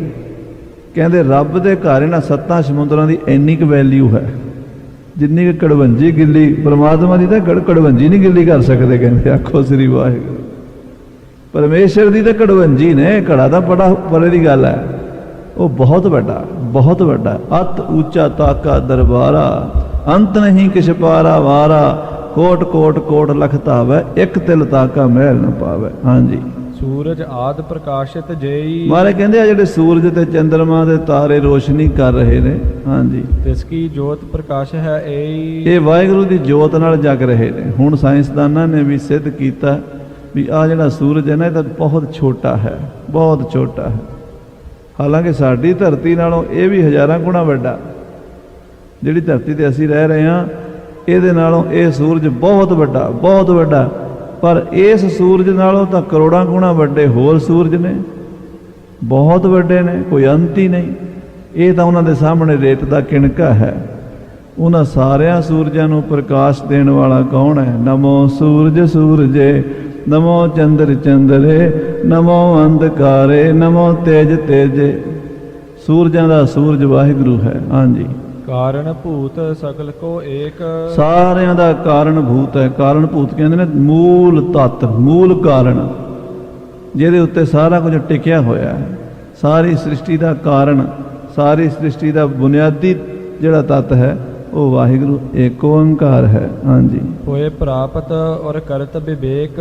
ਜਿਹੜੇ ਵਿਚਾਰ ਕਰਕੇ ਉਹਨੂੰ ਆਪਣੇ ਅੰਦਰ ਦੇਖਣਾ ਚਾਹੁੰਦੇ ਆ। ਇਹ ਥੋੜਾ ਜਿਹਾ ਔਖਾ ਵਿਸ਼ਾ ਹੈ ਸਾਧ ਸੰਗਤ ਜੀ। ਜਦੋਂ ਇਹੋ ਜਿਹੀ ਕਥਾ ਚੱਲੇ ਨਾ, ਨੀਂਦ ਆਉਣ ਲੱਗ ਜਾਂਦੀ ਸੰਗਤਾਂ ਨੂੰ ਵੀ। ਥੋੜਾ ਜਿਹਾ ਔਖਾ ਕੰਮ ਹੈ। ਵੈਸੇ ਵਿਚਾਰ ਨਹੀਂ ਨਾ ਕਰਦੇ ਇਸ ਚੀਜ਼ ਦੀ, ਤੇ ਫਿਰ ਇਹ ਪ੍ਰਾਪਤ ਨਹੀਂ ਹੁੰਦਾ। ਇਹਦੀ ਪ੍ਰਾਪਤੀ ਉਦੋਂ ਹੁੰਦੀ ਹੈ ਜਦੋਂ ਇਹਦੀ ਵਿਚਾਰ ਬਾਰ-ਬਾਰ ਆਪਣੇ ਅੰਦਰ ਚੱਲਣ ਲੱਗ ਪਈ। ਆਖੋ ਵਾਹਿਗੁਰੂ। ਇਹ ਸਰੂਪ ਵਾਹਿਗੁਰੂ ਦਾ, ਪਰਮੇਸ਼ਰ ਦਾ ਪ੍ਰਾਪਤ ਹੋ ਸਕਦਾ, ਪਰ ਕਿੱਦਾਂ? ਗੁਰੂ ਦੀ ਵਿਚਾਰ ਨਾਲ। ਇਹਨੂੰ ਚਿੰਤਨ ਕਰਨਾ ਪੈਣਾ, ਬਾਰ-ਬਾਰ ਧਿਆਨ ਦੇਣਾ। ਮੰਨੇ ਕੀ ਗਤ ਕਹੀ ਨਾ ਜਾਏ, ਜੇ ਕੋ ਕਹੈ ਪਿਛਾ ਪਛਤਾਏ। ਇਹ ਅੰਦਰ ਦੀ ਮੰਨਣਾ ਪੈਣਾ, ਸੁਣਨਾ ਪੈਣਾ, ਫਿਰ ਮੰਨਣਾ ਪੈਣਾ, ਫਿਰ ਇਹਦਾ ਬਾਰ-ਬਾਰ ਸੁਣਿਆ ਮੰਨਿਆ ਮਨ ਕੀਤਾ ਭਾਉ, ਬਾਰ-ਬਾਰ ਚਿੰਤਨ ਕਰਨਾ। ਇਹਨੂੰ ਕਹਿੰਦੇ ਨਿਧਿਆਸਨ ਕਰਨਾ। ਹਾਂਜੀ। ਗਗਨ ਰੂਪ ਪਸਰਿਓ ਸਭ ਮਾਹੇ। ਕਹਿੰਦੇ ਆਕਾਸ਼ ਦੀ ਤਰ੍ਹਾਂ ਸਰਬੱਤਰ ਸਾਰੇ ਪਾਸੇ ਪਸਰਿਆ ਹੋਇਆ ਪ੍ਰਮਾਤਮਾ ਹਰ ਜਗ੍ਹਾ ਤੇ ਹੈ, ਜਿਵੇਂ ਆਕਾਸ਼ ਹਰ ਜਗ੍ਹਾ ਤੇ ਹੈ। ਹਾਂਜੀ। ਨਿਤ ਕੂਟਸਤ ਨ ਆਵਹਿ ਜਾਹੇ। ਔਰ ਹਰ ਜਗ੍ਹਾ ਤੇ ਟਿਕਿਆ ਹੋਇਆ, ਇਹ ਵੀ ਨਹੀਂ ਆਉਂਦਾ ਜਾਂਦਾ ਵੀ ਨਹੀਂ। ਆਕਾਸ਼ ਕਿਤੇ ਆਉਂਦਾ ਜਾਂਦਾ ਨਹੀਂ, ਘੜੇ ਆਉਂਦੇ ਜਾਂਦੇ ਨੇ। ਘੜੇ ਦੇ ਵਿੱਚ ਆਕਾਸ਼ ਹੁੰਦਾ, ਘੜਾ ਚੁੱਕ ਕੇ ਤੁਸੀਂ ਕਦੀ ਕੈਨੇਡਾ ਲੈ ਜਾਓ, ਅਮਰੀਕਾ ਲੈ ਜਾਓ, ਜਿੱਥੇ ਮਰਜ਼ੀ ਘੜਾ ਜਾ ਸਕਦਾ। ਪਰ ਘੜੇ ਦੇ ਵਿੱਚ ਜਿਹੜਾ ਆਕਾਸ਼ ਹੈ, ਖਾਲੀ ਜਿਹਨੂੰ ਆਪਾਂ ਕਹਿੰਦੇ ਆ, ਉਹ ਨਾ ਆਉਂਦਾ ਨਾ ਜਾਂਦਾ। ਉਹ ਨਹੀਂ, ਉਹ ਨਾ ਬਣਿਆ ਨਾ ਖਤਮ ਹੋਏਗਾ। ਘੜਾ ਬਣਿਆ, ਘੜੇ ਦੇ ਅੰਦਰਲਾ ਆਕਾਸ਼ ਤਾਂ ਨਹੀਂ ਬਣਿਆ। ਘੜਾ ਬਣਿਆ, ਘੜੇ ਦਾ ਜਨਮ ਹੋਇਆ, ਪਰ ਘੜੇ ਦੇ ਅੰਦਰਲੇ ਆਕਾਸ਼ ਦਾ ਜਨਮ ਨਹੀਂ ਹੋਇਆ। ਉਹ ਅੰਦਰ ਹੈ। ਘੜਾ ਟੁੱਟ ਜਾਏਗਾ ਤਾਂ ਆਕਾਸ਼ ਤਾਂ ਨਹੀਂ ਟੁੱਟੇਗਾ। ਘੜੇ ਦੇ ਅੰਦਰ ਆਕਾਸ਼ ਜਿਹੜਾ ਉਹ ਟੁੱਟੇਗਾ ਤਾਂ ਨਹੀਂ। ਇਸ ਤਰ੍ਹਾਂ ਕਹਿੰਦੇ ਨਾ ਜੰਮਦਾ ਹੈ ਨਾ ਮਰਦਾ, ਨਾ ਆਉਂਦਾ ਹੈ ਨਾ ਜਾਂਦਾ, ਨਾ ਕਿਸ ਜਨਮ ਹੈ ਨਾ ਕਿਛ ਮਰੈ, ਆਪਨ ਚਲਤ ਆਪ ਹੀ ਕਰੈ, ਆਵਨ ਜਾਵਣ ਦ੍ਰਿਸ਼ਟ ਅਣਦ੍ਰਿਸ਼ਟ, ਆਗਿਆਕਾਰੀ ਧਾਰੀ ਸਭ ਸ੍ਰਿਸ਼ਟ, ਆਪੇ ਆਪ ਸਗਲ ਮਹਿ ਆਪ, ਅਨੇਕ ਜੁਗਤ ਰਜ ਥਾਪ ਉਥਾਪ। ਹਾਂਜੀ, ਤਿਸ ਮਹਿ ਥਿਰਤਾ ਮਨ ਕੀ ਪਾਵੈ। ਮਨ ਨੂੰ ਉਹਦੇ 'ਚ ਟਿਕਾਵੇ, ਬਾਰ-ਬਾਰ ਉਸ ਅਮਰ ਅਵਿਨਾਸ਼ੀ ਪ੍ਰਭੂ ਵਿੱਚ ਇਸ ਮਨ ਨੂੰ ਟਿਕਾਉਣ ਦਾ ਯਤਨ ਕਰੇ। ਇਹਨੂੰ ਹੀ ਅਭਿਆਸ ਕਹਿੰਦੇ ਆ। ਬਾਰ-ਬਾਰ ਅਭਿਆਸ ਕਰਨਾ, ਵਾਹਿਗੁਰੂ ਵਾਹਿਗੁਰੂ ਵਾਹਿਗੁਰੂ ਵਾਹਿਗੁਰੂ ਵਾਹਿਗੁਰੂ ਵਾਹਿਗੁਰੂ ਵਾਹਿਗੁਰੂ ਵਾਹਿਗੁਰੂ। ਇਹਦੇ ਵਿੱਚ ਮਨ ਟਿਕ ਜਾਵੇ ਵੀ ਮੇਰਾ ਪ੍ਰਭੂ ਨਾ ਆਉਣ ਵਾਲਾ ਨਾ ਜਾਣ ਵਾਲਾ, ਹਰ ਥਾਂ ਤੇ ਹੀ ਹੈ। ਹਾਂਜੀ, ਸੋ ਜਨ ਅੰਮ੍ਰਿਤ ਮੈਂ ਹੋਏ ਜਾਵੈ। ਮਹਾਰਾਜ ਗੁਰੂ ਅਰਜਨ ਦੇਵ ਜੀ ਕਹਿੰਦੇ ਉਹ ਅਮਰ ਹੋ ਜਾਂਦਾ, ਅੰਮ੍ਰਿਤ ਪੀਵੈ ਅਮਰ ਸੋ ਹੋਏ। ਹਾਂਜੀ, ਜਿਨਹੁ ਬ੍ਰਹਮ ਮੈਂ ਜਗਤ ਪਛਾਤਾ। ਜਿਨ੍ਹਾਂ ਨੇ ਇਹ ਸਾਰੇ ਸੰਸਾਰ ਨੂੰ ਬ੍ਰਹਮ ਰੂਪ ਹੀ ਜਾਣ ਲਿਆ ਹੈ। ਬ੍ਰਹਮ ਦੀਸੈ ਬ੍ਰਹਮ ਸੁਣੀਐ, ਏਕ ਏਕ ਵਖਾਣੀਐ, ਆਤਮ ਪਸਾਰਾ ਕਰਨ ਹਾਰਾ, ਪ੍ਰਭ ਬਿਨਾ ਨਹੀਂ ਜਾਣੀਐ। ਹਾਂਜੀ, ਤਜ ਨਾ ਨਤਵ ਆਨੰਦ ਇੱਕ ਮਾਤਾ। ਉਹ ਅਨੇਕਤਾ ਨੂੰ ਛੱਡ ਕੇ ਇਕਤਾ 'ਚ ਆ ਜਾਂਦੇ ਹਨ। ਉਹਨਾਂ ਨੂੰ ਵੱਖੋ ਵੱਖ ਨਹੀਂ ਦਿਸਦੇ, ਉਹਨਾਂ ਨੂੰ ਸਾਰਿਆਂ 'ਚ ਇੱਕ ਦਿਸਦਾ। ਭਾਈ ਕਨ੍ਹਈਏ ਵਾਲੀ ਦ੍ਰਿਸ਼ਟੀ। ਮਹਾਰਾਜ ਦਸਵੇਂ ਪਾਤਸ਼ਾਹ ਨੂੰ ਭਾਈ ਕਨ੍ਹਈਆ ਕਹਿੰਦਾ, ਮਹਾਰਾਜ ਮੈਂ ਨਾ ਹਿੰਦੂ ਨੂੰ ਪਾਣੀ ਪਿਆਣਾ ਨਾ ਮੁਸਲਮਾਨ ਨੂੰ, ਮੈਨੂੰ ਤਾਂ ਸਭ ਥਾਂ ਦੇ ਆਪ ਜੀ ਦੀ ਜੋਤ ਦਾ ਹੀ ਪਸਾਰਾ ਨਜ਼ਰ ਆ ਰਿਹਾ।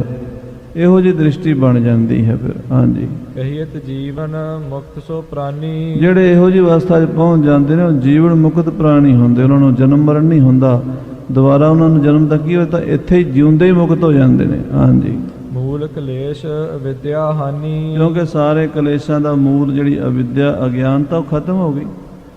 ਅਗਿਆਨਤਾ ਕਰਕੇ ਪਰਮਾਤਮਾ ਨਹੀਂ ਦਿਸਦਾ, ਬਲਕਿ ਦੂਜੇ ਦਿਸਦੇ, ਤੀਜਾ ਦਿਸਦਾ, ਚੌਥਾ ਦਿਸਦਾ, ਆਪਣਾ ਬਗਾਨਾ, ਵੱਡਾ ਛੋਟਾ, ਵਧੀਆ ਘਟੀਆ, ਦੁਸ਼ਮਣ ਸੱਜਣ, ਇਹ ਦਿਸਦੇ ਹਨ। ਪਰ ਜਦੋਂ ਉਹ ਪ੍ਰਕਾਸ਼ ਹੋ ਜਾਂਦਾ ਫਿਰ ਨਾ ਕੋਈ ਵੈਰੀ ਨਹੀਂ ਬੇਗਾਨਾ, ਸਗਲ ਸੰਗ ਹਮਕੋ ਬਣਿਆਈ।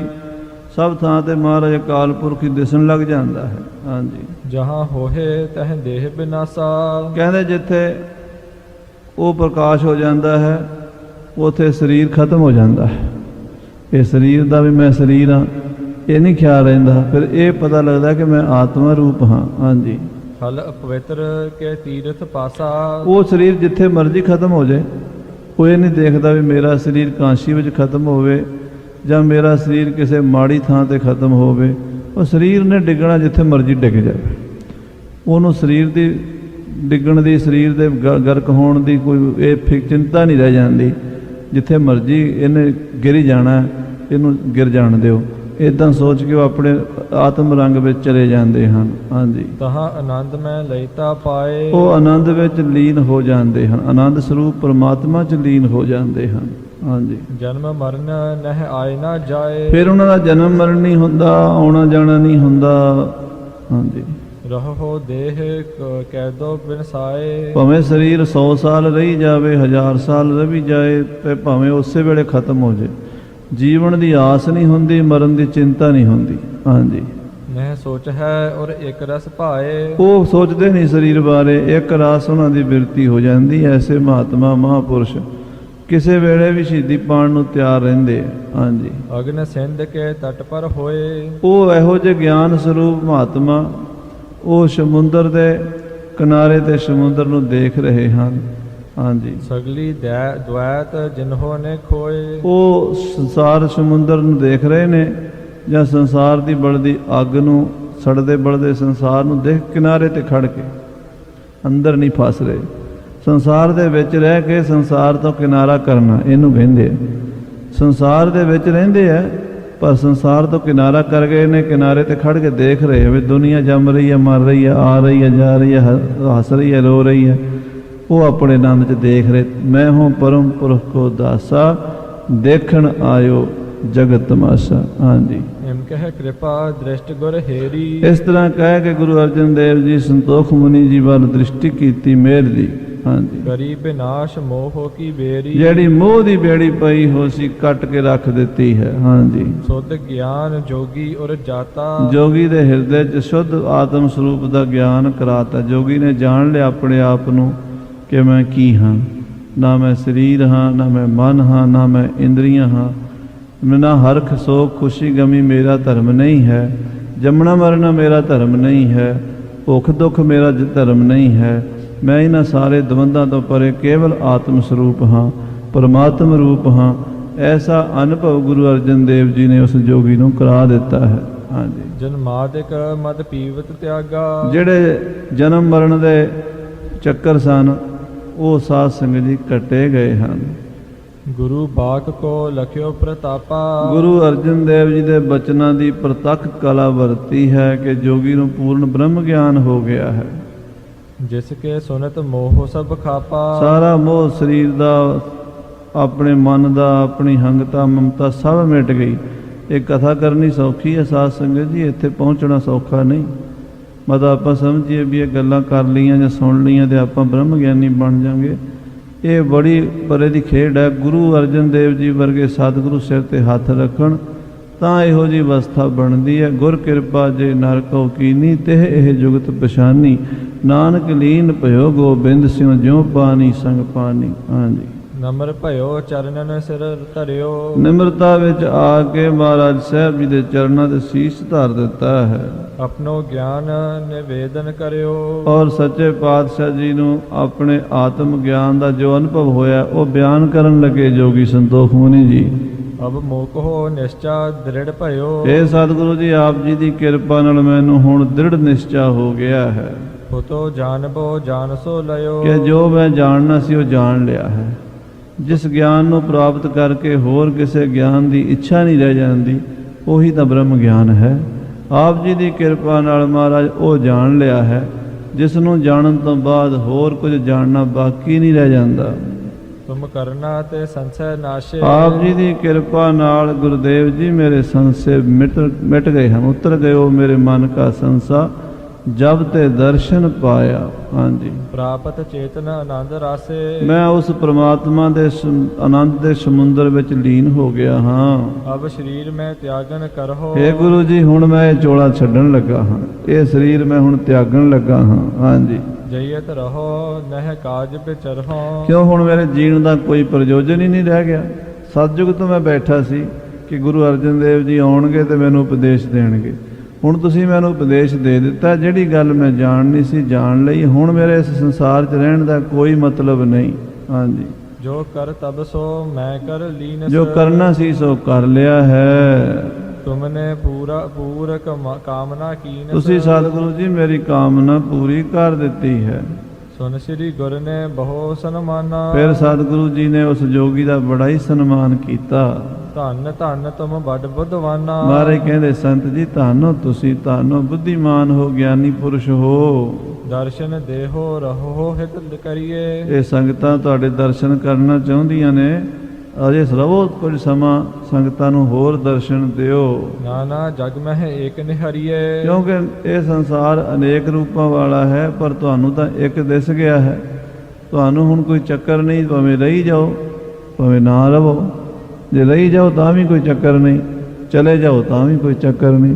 ਤਾਂ ਤੁਸੀਂ ਹੁਣ ਕਿਉਂ ਕਾਹਲੇ ਪੈਂਦੇ ਹੋ ਜਾਣ ਨੂੰ। ਹਾਂਜੀ, ਲੋਕਨ ਪਰ ਉਪਕਾਰ ਤੁਮਾਰਾ। ਇਹ ਸੰਤ ਜੀ ਤੁਹਾਡਾ ਲੋਕਾਂ ਦੇ ਪਰ ਉਪਕਾਰ ਹੋਵੇਗਾ। ਹਾਂਜੀ, ਦੇਖਤ ਪਾਪਨ ਹਰਹਿ ਬਿਕਾਰਾ। ਕਿਉਂਕਿ ਤੁਹਾਡੇ ਤਾਂ ਦਰਸ਼ਨਾਂ ਨਾਲ ਹੀ ਪਾਪ ਕੱਟੇ ਜਾਣਗੇ। ਸਾਧ ਕੈ ਸੰਗ ਨਹੀਂ ਕਛ ਕਾਲ, ਦਰਸ਼ਨ ਭੇਟਤ ਹੋਤ ਨਿਹਾਲ। ਸਾਧ ਸੰਗਤ ਜੀ, ਸਾਧੂ ਕੁਛ ਵੀ ਨਾ ਕਰੇ, ਕੁਛ ਵੀ ਨਾ ਬੋਲੇ, ਸਾਧੂ ਦੇ ਦਰਸ਼ਨਾਂ ਨਾਲ ਹੀ ਪਾਪ ਕੱਟੇ ਜਾਂਦੇ ਆ।